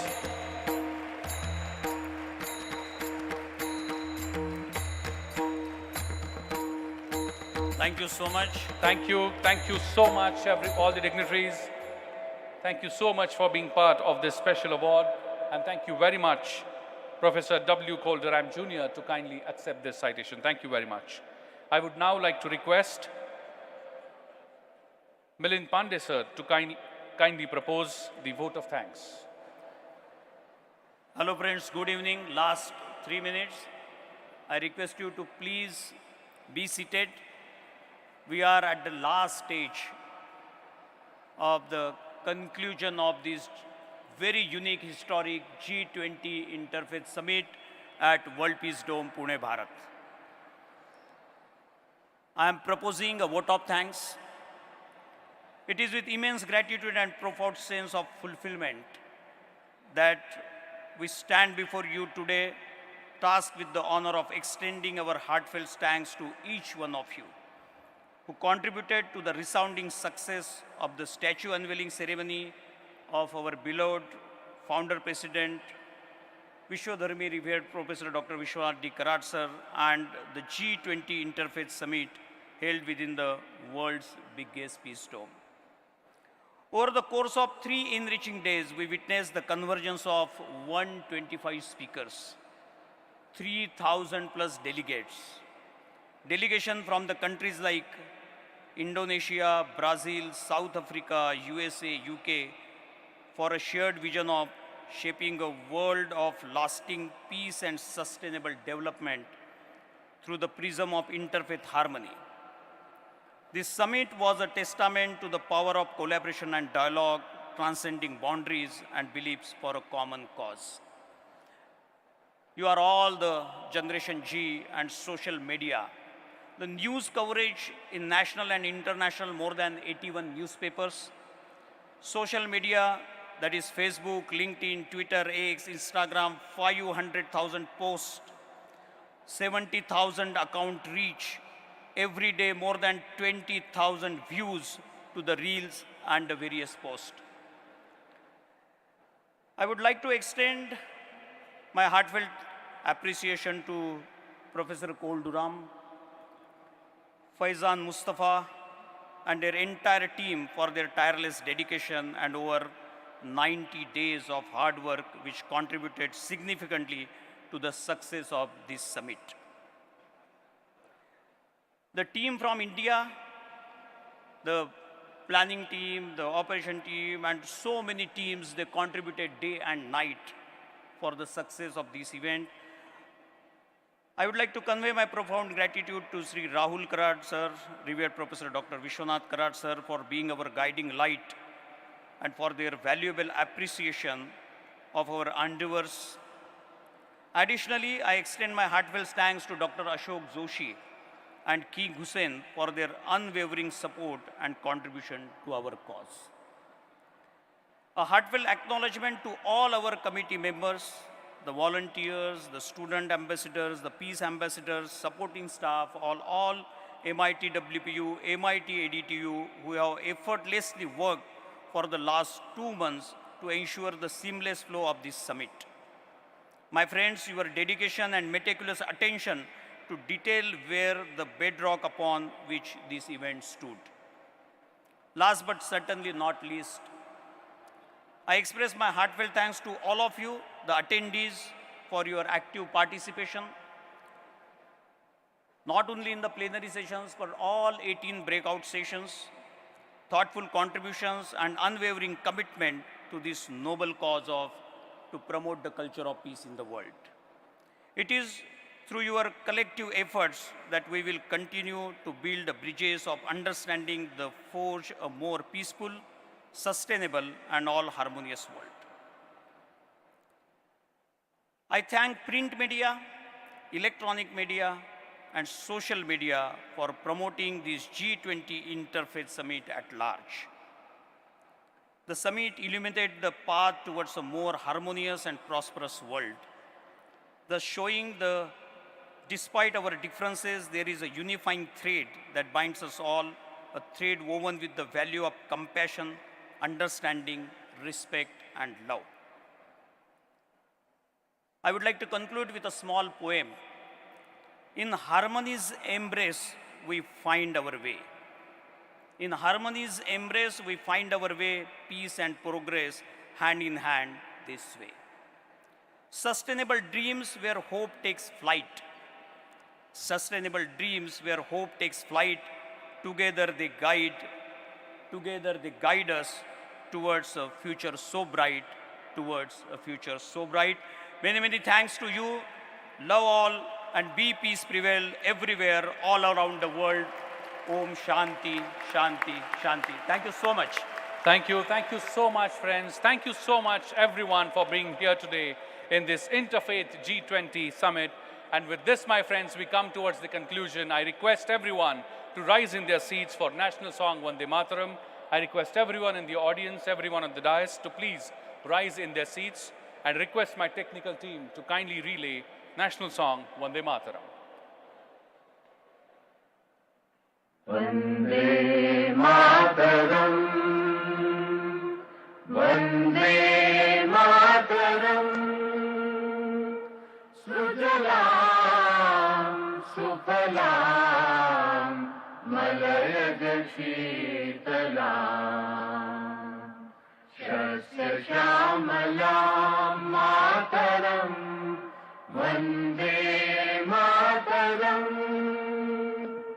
Shubhrajyosna Pulakitayamini, Pullakusumita Drumadala Shobhini, Suhasini, Sumadhura Bhashini, Sukhadam Varadam Mataram, Vande Mataram, Vande Mataram. Thank you very much. Thank you for being part of this. I request the volunteers to kindly open the gates